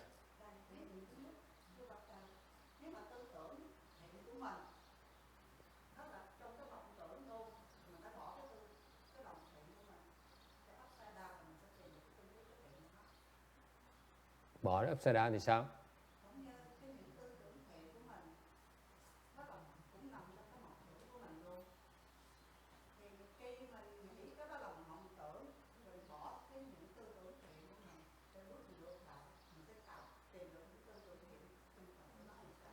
Tư tưởng thiệt là cái gì con biết không?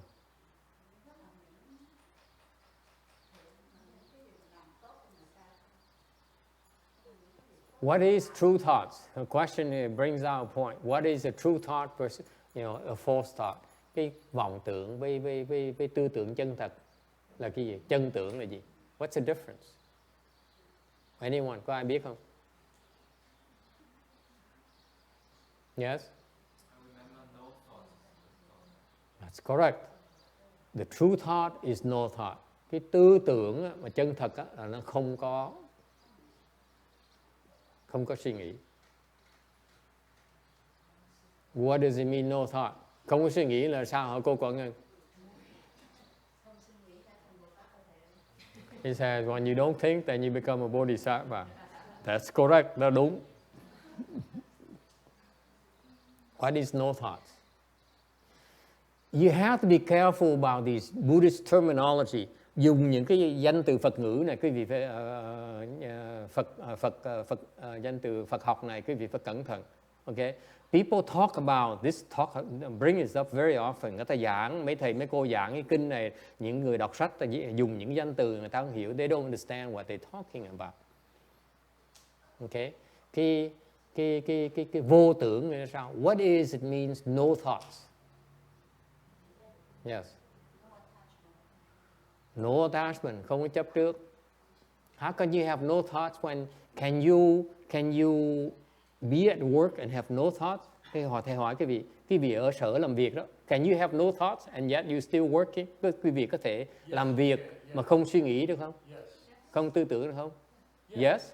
How? How are you adding? How are you adding 3 plus 6 plus 12 plus so on so on? Quý vị đang cộng, làm sao quý vị không suy nghĩ được? How can you not think? I'm asking you.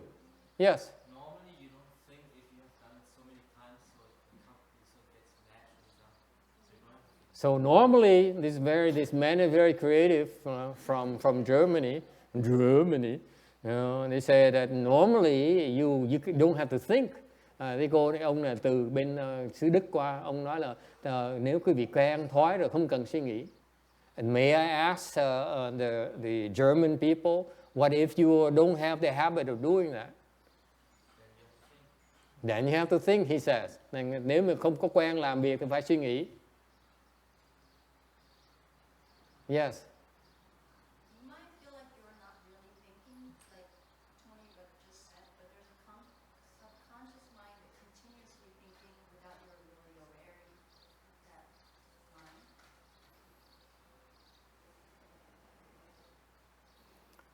Let me clarify for you. Thầy nói một cách rõ ràng cho quý vị nghe. Okay. What happens is that the thinking that you used to, thầy giảng quý vị nghe cái phần này nghe cho rõ này. Okay. The mind that you thinking, you train to think at university, at school. Cái óc mà quý vị đang được học, được huấn luyện ở trên đằng đại học á, đằng trường học đó, được cha mẹ quý vị huấn luyện. Your mother taught you how to think, your father taught you how to evaluate. It's called a false mind. Cái đó gọi là cái vọng tâm. Okay? Yeah. Actually, okay, the more we go receive training, the more we learn, the stronger that false mind becomes. Quý vị càng học càng nhiều thì cái vòng tâm nó càng ngày nó càng mạnh thêm. Tại vì quý vị càng ngày càng biết suy nghĩ, because you learn to use it. That's all you're doing. You learn to evaluate. Quý vị học cách để mà tính toán, so đo, okay, so sánh. Okay. What you don't realize, quý vị không biết rằng đó, nếu quý vị mà không dùng cái tâm đó, you don't use that false mind at all. The true mind behind it. The false mind actually is dependent upon the true mind. Sự thật á, là cái vòng tâm quý vị nó phải dựa trên cái thật tâm nó mới làm việc được. Without the true mind, it cannot function. Cái vòng tâm đó nó không thể nào hoạt động được trừ phi nó có cái thực tâm ở sau lưng đó. Okay? So if you willing to stop your false mind, your true mind operates naturally. Thành một khi mà quý vị mà bỏ được cái vòng tâm, you stop worrying, quý vị đừng có lo âu. Okay? Stop worrying. That's a false mind. Lo âu là cái vòng tâm. Is it clear? I go through the list for your sake. Để qua cái kê khai cho quý vị nghe những cái mà quý vị phải nhận ra ngay lập tức, đó là vòng tâm quý vị. You worries, lo âu là vòng tâm. Okay? You discriminate, quý vị so sánh trắng đen lợi hại. You discriminate, you evaluate, this is beneficial, this is not beneficial. This is good, this is bad. Okay? This is advantageous, this is disadvantageous. That is your false mind. Cái tâm mà phân biệt đó là cái vòng tâm. Okay? What else? Give an example, cho thầy ví dụ khác, cái nhận ra cái vòng tâm được không? Come on, quickly.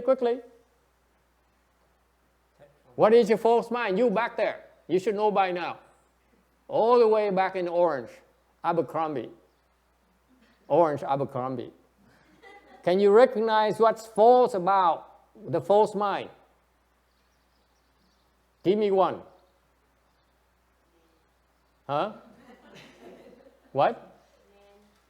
Men? That's a big one. Very good. Nghĩ về đàn ông. False mind. And vice versa. I don't care who you are. You could be gay, you could be normal. You think about men, it's not. It's a false mind. Okay? Cái này là không cần biết cái vị là thích nam mà thích nữ. Cứ nghĩ rằng ông là vọng tâm. Okay? What else? Yes. What? Being happy? Is it a false mind? Let me think about it. Being happy. I won't touch that, sorry. No comment. Being successful. Being successful. Okay? Thành công. Yes? You in the back? How about depression? Depression. Okay? Chán đời. Let's say the case of new mother, right? What? A new mother, like if she trying to figure out how to take care of a child. Is that? That's a false mind? No. You are weird. You wait, young lady, until you have a child and you know what we're talking about. Don't go there.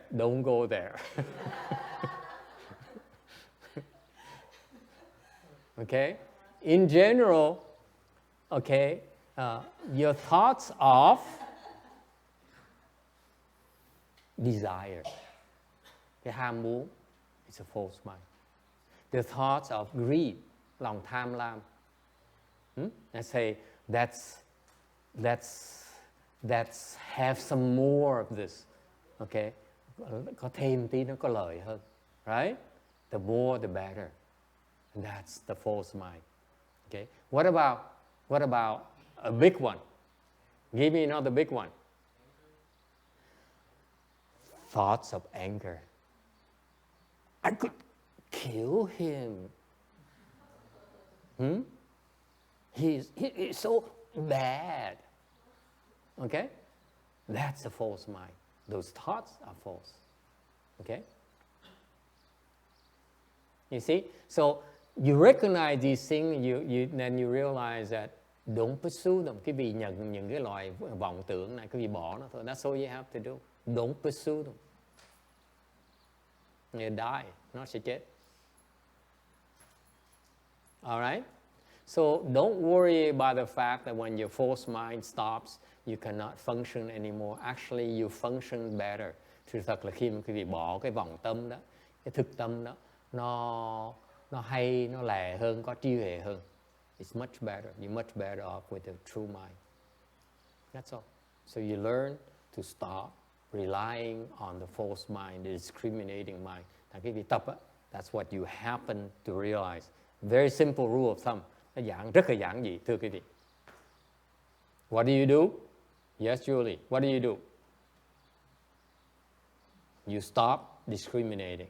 Quý vị bớt phân biệt. That's all there is to it. Don't discriminate. Đừng có phân biệt. Because that is the nature of your false mind. Cái vòng tâm quý vị nó như vậy, nó chuyên môn phân biệt. Nó rất là thích phân biệt. Phải không cô Lan? Nó có lợi, đúng không? Nó lợi hơn. Cái này lợi hơn nhiều, đúng không? This is more advantageous. This is more beneficial. All right? Yes.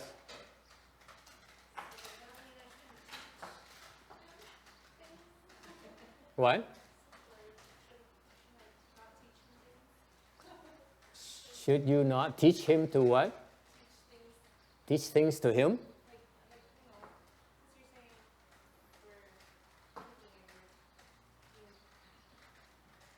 Yeah, it's better he remains stupid. Bây giờ con cái mình dạy nó sao? It's better Sabina should not be taught anything. Con nít đừng có dạy nó gì hết.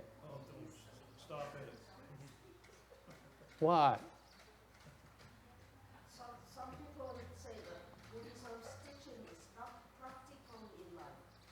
So like in life, you already have to make decisions. This or that, this or that. Like if I should buy this house or that house or this. So then if the Buddhist teaching is how to apply in the current usual life, daily life. You're too profound for me. Okay? So what do? Do we teach? Are we supposed to learn? Are we supposed to teach children? Vậy mình nên dạy không? Mình nên đi học là không? Huh? Yeah? Yeah, what? You need to teach them? You know that we're not supposed to discriminate. You still teach them?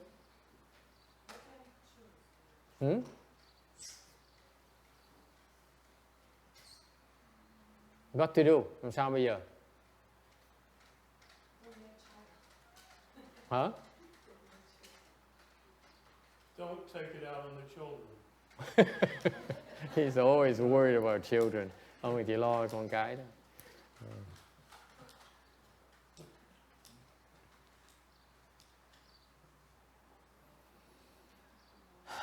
I don't know. Of course you teach your children.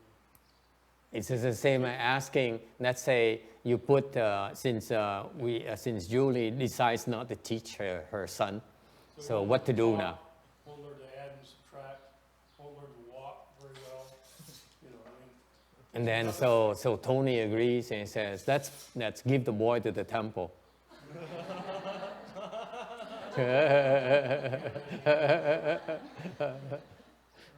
Yes. I mean, for example, you have to Early teach them suicide. certain things, because let's say, you know, he should be able to like know there's some people are dangerous to him. There could be a kidnapper, there could be, you know, but if he doesn't learn anything, he will just follow anybody. He will get kidnapped. Yes.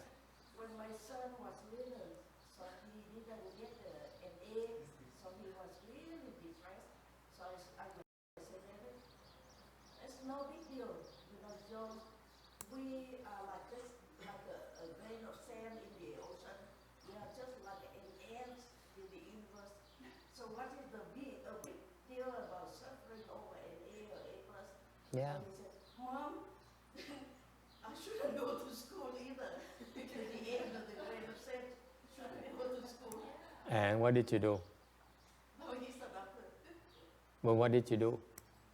He keep going to school, he keep suffering if he doesn't get an A. Yeah, he's smarter than you.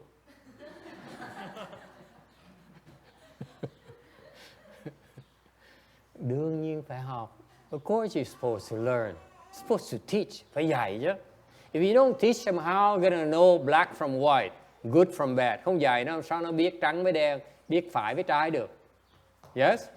Exactly. So what does it mean not discriminate? Thành ra khi mà nói không phân biệt nghĩa là sao? You see, this is why all these great Buddhist scholars, they have these terms, these Buddhists, the great Buddhist masters, bởi vì những cái người mà mọt sách, những cái người mà dạy Phật Pháp, they use these words and it's not clear to them what it means. Họ dùng những cái danh từ này mà họ không hiểu ý nghĩa của nó. What does it mean not discriminating, not relying or discriminating mind? Nói đừng có tâm phân biệt nghĩa là sao thưa quý vị? Of course, clearly, you must know right from wrong. Quý vị phải biết đúng với sai á, đúng không? Phải với trái á, right?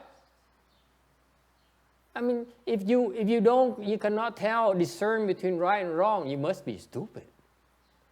Then it's even worse than not discriminating. Những cái người mà không chịu phân biệt được phải với trái, trắng với đen thì người đó hoàn toàn vô minh, làm sao mà sống được? How can you possibly survive? So what does it mean not discriminating? Ta nói đừng có phân biệt nghĩa là sao?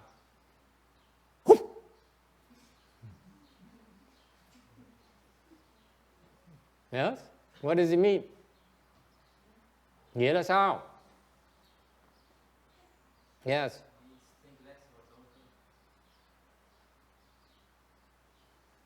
It means don't be attached to right or wrong. Nghĩa là đừng có chấp vào cái đúng và đừng chấp là sai. Even though you know about it, you should not be attached to it. Mặc dù mình biết là đúng, nhưng mình không được chấp nó.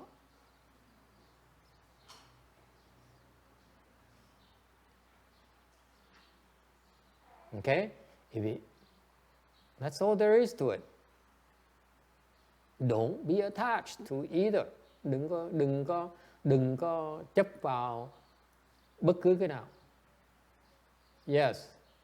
So Master, that's it. It's like when you see black and white, Yes. you just see it and just drop it. Is that, don't think more. I don't know. It's a theory. I don't know about black and white. Yes, ma'am. You don't cling on to it. Okay? What does it mean? You're not attached to black and white. You don't attach to right and wrong. Quý vị đừng có chấp là trắng hay đen hoặc là đúng hay sai. What does it mean? See, no one dares, you go to these lectures, you don't dare ask this question. Quý vị tới nghe giảng Pháp mà quý vị không ai dám hỏi những câu hỏi như vậy. Tại sao mà, see, it takes these vicious people ask, so I don't teach my son. Những cái người nó ác, nó hỏi, vậy chứ thầy nói đừng phân biệt, là tôi không cần dạy con tôi hả? Nó ác dễ sợ. I will assure you, in a typical lecture environment, we would key her car. Hint, hint. Yes. First, you teach the kids the good things that you think is good. If the Oh boy, you've never been a mother, have you? See, a mother wants to speak. Yes, ma'am. Does it mean you have to take a loss? Mean you have to take a loss? Are you crazy? How about retirement? Mấy cái vị toàn, you only talk about theory. I cannot believe it. Yes. Anyone else? What does it mean? Huh? Nghĩa là sao? What kind of nonsense is this? What does it mean?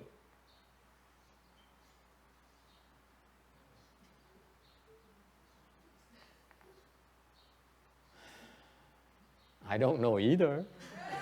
Thầy cũng đâu có trả lời được đâu. Hả? Nghĩa là sao?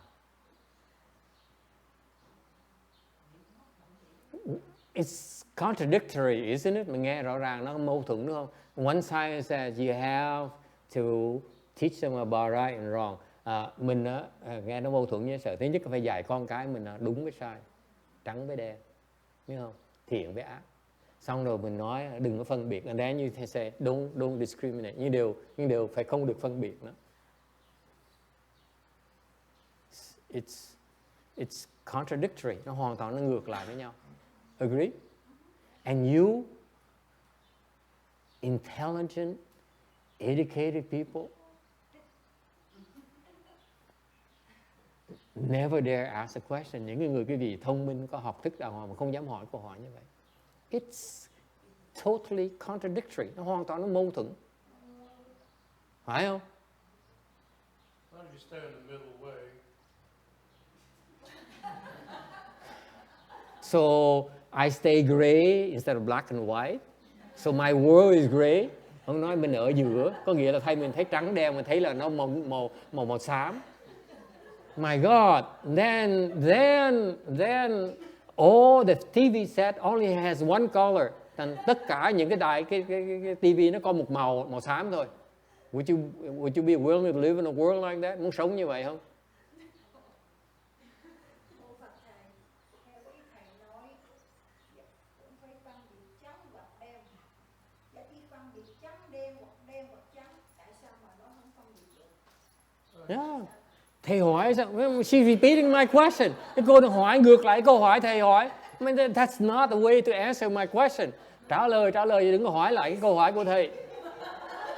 She asked the same exact question to me. What? The dog ran away. Enough of this nonsense. Ông thầy này giảng toàn là giảng nó quanh nó co không à. The master speaks in circles. Nói cái chính xác là tại sao mà như vậy trắng hoặc đen đã phân biệt rồi là tại sao mà nó không phân biệt? Thầy đã hỏi câu hỏi như vậy, đừng có hỏi lại. She asked me exact same question I asked her. Mới ngủ dậy.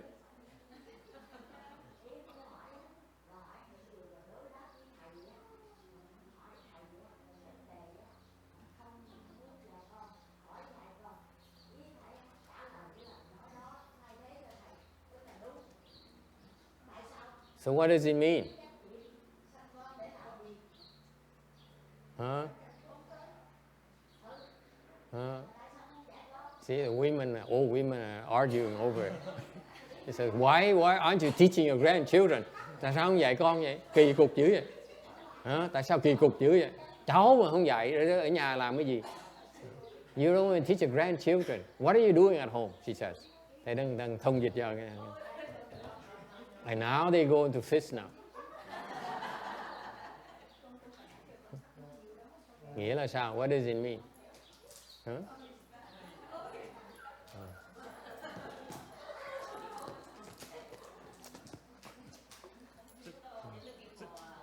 Yeah, your boss is gone. Yes? Nghĩa là sao? Anyone knows? Yes. What does it have to do with black and white? So you blind? You say, oh, I'm not looking at you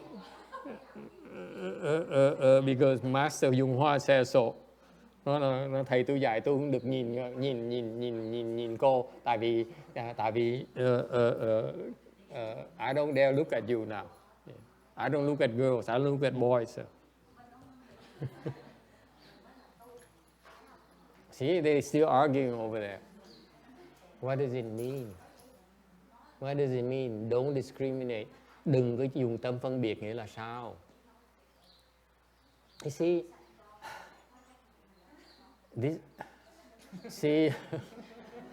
they're much more interested in each other's explanation than my own profound explanation.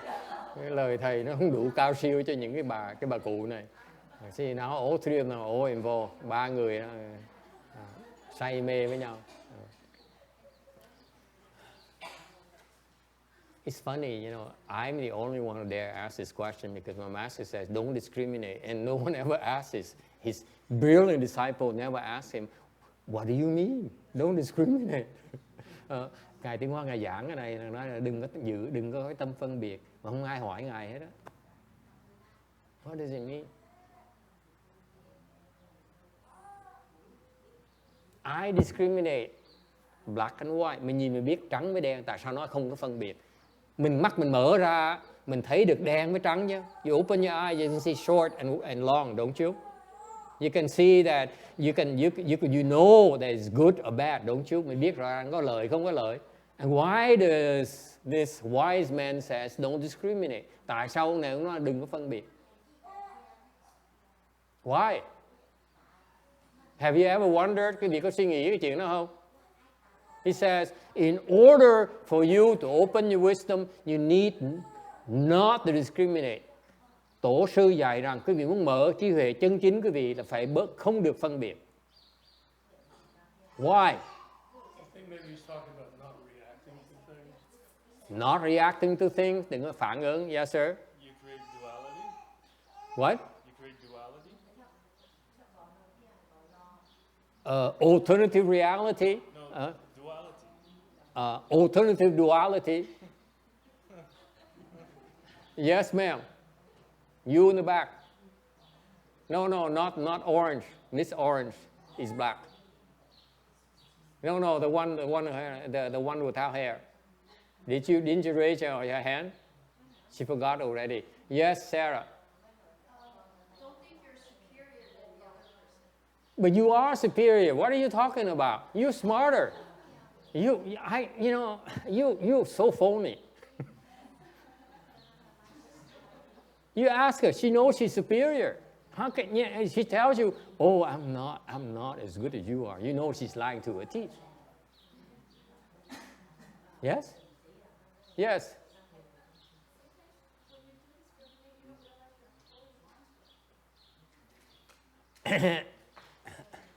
Anyone?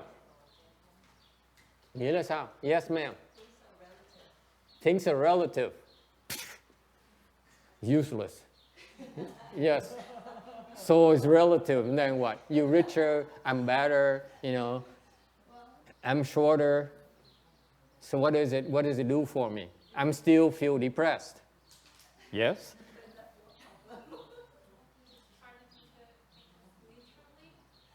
You what? Neutral? See, your boy is ill. You stay neutral. Say, okay, you're ill. I'm neutral. Meaning either you die or you get well. I'm neutral. Is that it? Oh my God, what a mother. I'm worried about my boy. Yes. Yes. Don't ask your husband, please, for once.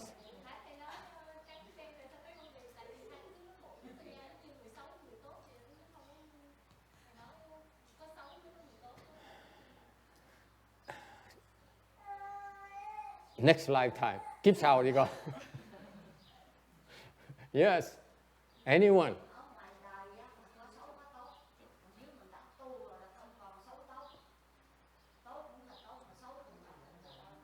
4 sentences. Is she done? Okay, wrong. Nói là không được. What does it mean? Tại sao cái ông này Tổ sư, all the patriarchs teach us that. What he's repeating is not his own, it's not original. All the patriarchs says, don't discriminate. Tất cả tổ sư dạy như vậy, không phải riêng Ngài Tuyên Hóa đâu nghe. Tất cả vị tổ sư dạy rằng nếu như quý vị mà muốn mở trí huệ chân chính, phải bớt cái tâm phân biệt đi. Bước đầu hết á. The first step, stop your discriminating mind.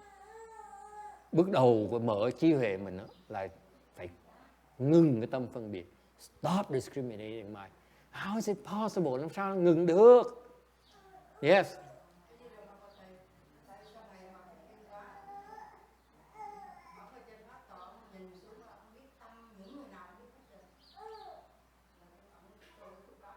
Bởi vậy theo ông chán đời dễ sợ không? You see, he says that my master, my late master, he sits there and he looks down, he can recognize what you're thinking about. And my comment is that that's why he's so depressed. And he can't wait to get out of here. Does it imply not judging? Is that part of it? Not judging? Not But judging? we judge. Huh? We judge, don't we? We say, no, you're not good enough. No, this is a 2-star. It's not a 3-star. Yeah, we do that. That's discriminating, isn't it? That's discriminating, isn't it? Yeah. That's what we're supposed to not do. Not discriminating is not judging and not reacting. So are they saying that is a teaching nonsense? Vậy dạy vô lý hả? Con nghĩ sao? Thấy, this is a profound teaching and yet no one bother asking. Dạy tổ sư nào cũng dạy như vậy hết, không ai hỏi tổ sư. Bạch tổ sư vậy chứ con phân biệt con làm gì cho con mở mắt ra con phân biệt con làm gì bây giờ? No one ever asked them. If I open my eyes, you don't ask me to discriminate. What am I going to do now? Yeah. Tiếp sau, okay. Yeah. So nothing is real. Nothing is real. This woman is getting more confused. Cái cô này càng ngày nó càng bị lú. Okay, no cooperation. Yes. Huh?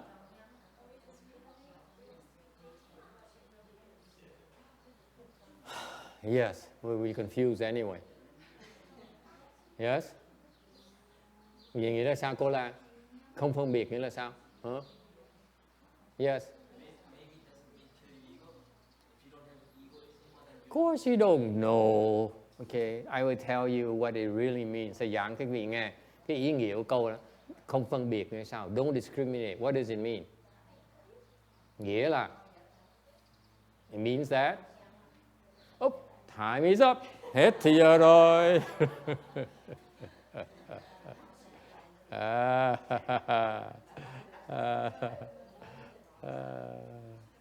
TV continue, tiếp tục tuần sau. See, the old women are ready. Mấy cái bà đó là đứng dậy sẵn sàng đi rồi. It means if it's black, if it's white, Có nghĩa là nếu như nó đen á, nếu có trắng á, What is nghĩa là gì?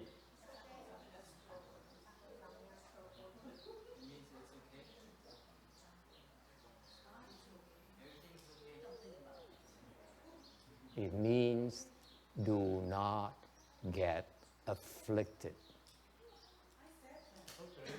Don't get afflicted. Don't get afflicted. Nó chỉ có nghĩa là đừng có phiền não. Đừng phiền não con ơi. Nó nghĩa chừng đó thôi.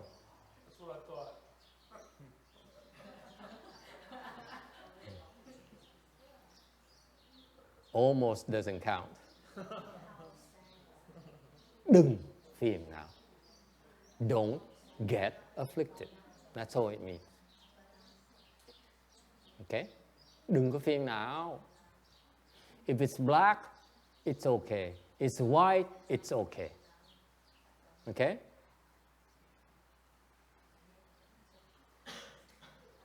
Yes. If you're already afflicted, what can you do to get rid of the affliction? Oh, well, it's hopeless. Có người hỏi thầy Lợi mà con phiền não làm gì bây giờ? Thầy nói mà con đã phiền não rồi thì quá trễ rồi, quá muộn rồi. Con kể như đọa địa ngục rồi. Okay? That's all it means. What it means when you discriminate, cái vị mà tâm phân biệt có nghĩa là cái vị đòi, đúng không? Phải đòi lợi chứ được.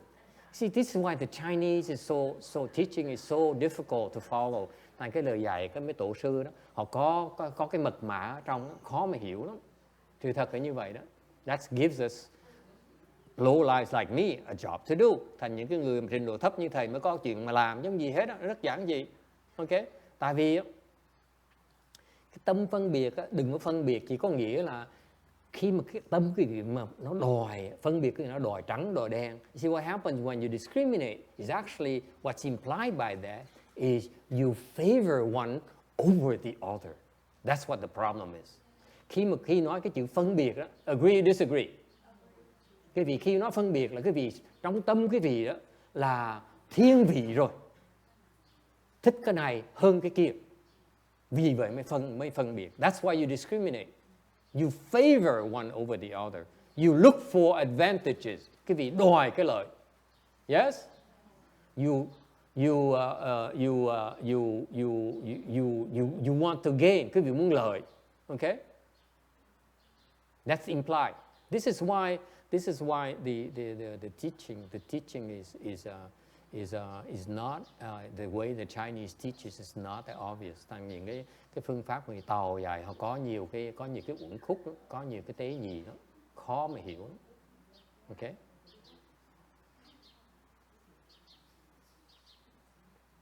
And I don't feel it's appropriate for the American, for the Westerners. Đối với thầy cái đó nó khó, cái người Tây phương khó mà hiểu được lắm. Cái thời đại này khó mà hiểu lắm. Cô Quảng Ngân.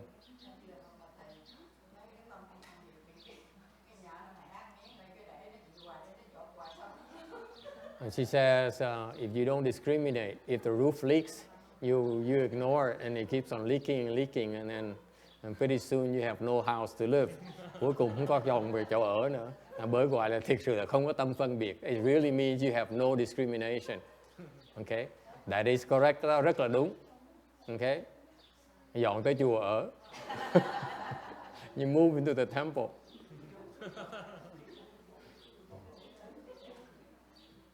Okay?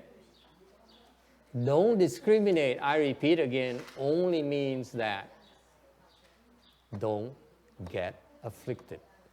Okay? Chỉ có nghĩa là đừng có phiền não thôi. You learn, you look at your own affliction. Đừng có nhìn ra ngoài, nhìn vào trong. Okay? You look inside of yourself. Why am I afflicted? Khi mà quý vị thấy cái phiền não mình là tại vì đó, cái phiền não quý vị đó là cái phản ứng của cái sự chấp trước của quý vị. If you're afflicted, it's because it's a reflection, it's a result of your attachment. So you look the attachment, you let go the attachment, your affliction, nói cách khác, khi mà bị phiền não thì nhận ra được cái sự chấp trước mình chỗ nào thì phiền não nó biến mất ngay lập tức. That's all it takes. That's the secret code. Cái đó là cái bí quyết của cái tu hành đó. That is the secret code, the key to cultivation. Mình phiền não, tại sao mình phiền não? Phiền não tại mình có cái chấp trước mình mới phiền não. You are afflicted because of your attachment. If you can identify your attachment, you drop the attachment, the affliction goes away. Nếu quý vị khi mà bị phiền não, thay vì chạy theo phiền não, instead of following and aggravating and getting more afflicted, you should ask yourself, where is my attachment? Khi mà thấy được cái phiền não, mình ngừng lại ngay lập tức và hỏi, mình chấp trước chỗ nào? Where is my attachment? Instead of asking, thay vì mà hỏi, why did he do it to me? Thay vì hỏi tại sao ông hạ mình như vậy?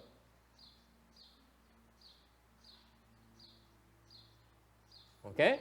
Mà khi quý vị cứ hỏi, you always contemplate, cứ ngồi suy nghĩ, tại sao quán là tại sao mình phiền não vậy? Tại sao, cái lý do, cái nguồn gốc của phiền não mình chỗ nào? Cái chấp trước mình là cái loại chấp trước gì? So you contemplate, you ask yourself, what is the nature of the attachment that makes me so afflicted? When you spot the attachment, you drop the attachment, your affliction vanishes. Quý vị thấy được cái phiền não, bỏ được cái phiền não đó, thì cái chấp trước quý vị thấy cái chấp trước, mà bỏ cái chấp trước đó, bỏ được đó, thì cái phiền não mình nó biến mất ngay lập tức. Ngồi thiền một cách ngon này. Tại sao mình chấp con mình làm cái gì? Tại bởi vì khi mình chấp trước cái con, ngồi mình lo, không biết là nó cái chuyện nó có tốt hay là không. Ok? Là mình đó là cái phiền não, mình đừng lo. Nhận ra cái lo là cái phiền não. Là tại vì mình nhìn ngược lại, tại sao mình phiền não bây giờ? Tại vì á mình có chấp trước cái đứa con của mình quăng đứa con mình một cái là hết phiền não rồi. Giải thoát. So I gave the example. You sit there, you meditate, and all of a sudden you worry about your son. Okay? You ask, oh my God, what's happening to him? Okay? Lo cho con mình. Okay? And you realize it's an affliction. Lo because the worry is an affliction. Yes? Lo là một cái lo âu là một cái phiền não. You ask yourself, why am I afflicted? Ta hỏi mình, tại sao mình phiền não? Which attachment creates this affliction? Cái chấp trước gì nó tạo ra cái phiền não này? And you realize it's your son. Mình thấy được đó, cái sự chấp trước mình là chấp trước đứa con của mình. Okay? Mình quăng đứa con vô thùng rác. You throw your son to the garbage pail. No more affliction. Hết phiền não.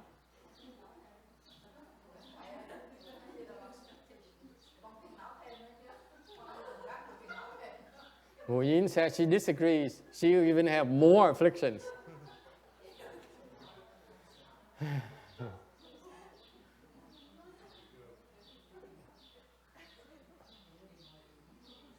All I can say thì có một lời nói cuối cùng cho cô Cẩn Ngân nghe.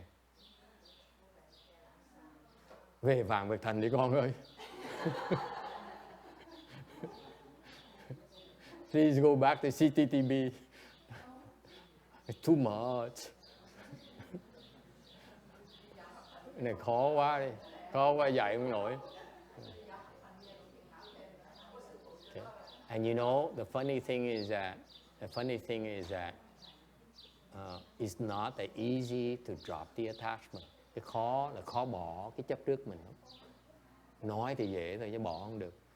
That's why she says, now I have more worries. Vì bỏ không được thành mới vứt đứa con trong thùng rác. Nghĩ là mình bỏ cái chấp trước mình. Thiệt ra là chưa bỏ chấp trước thành mới càng phiền não nhiều hơn nữa. And case in point, the reason she says, if I threw my son into a garbage pail, I have even more afflictions, it's because she hasn't dropped her attachment yet. That's all. It's not that easy. Nó khó lắm. It takes time. Okay? Thank you, everyone.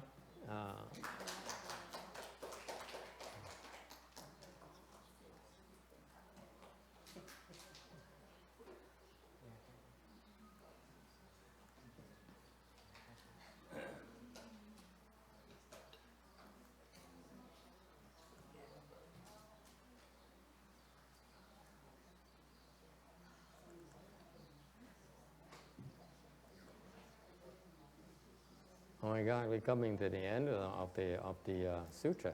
Sắp hết cái kinh rồi. Okay, let's do. Transferring.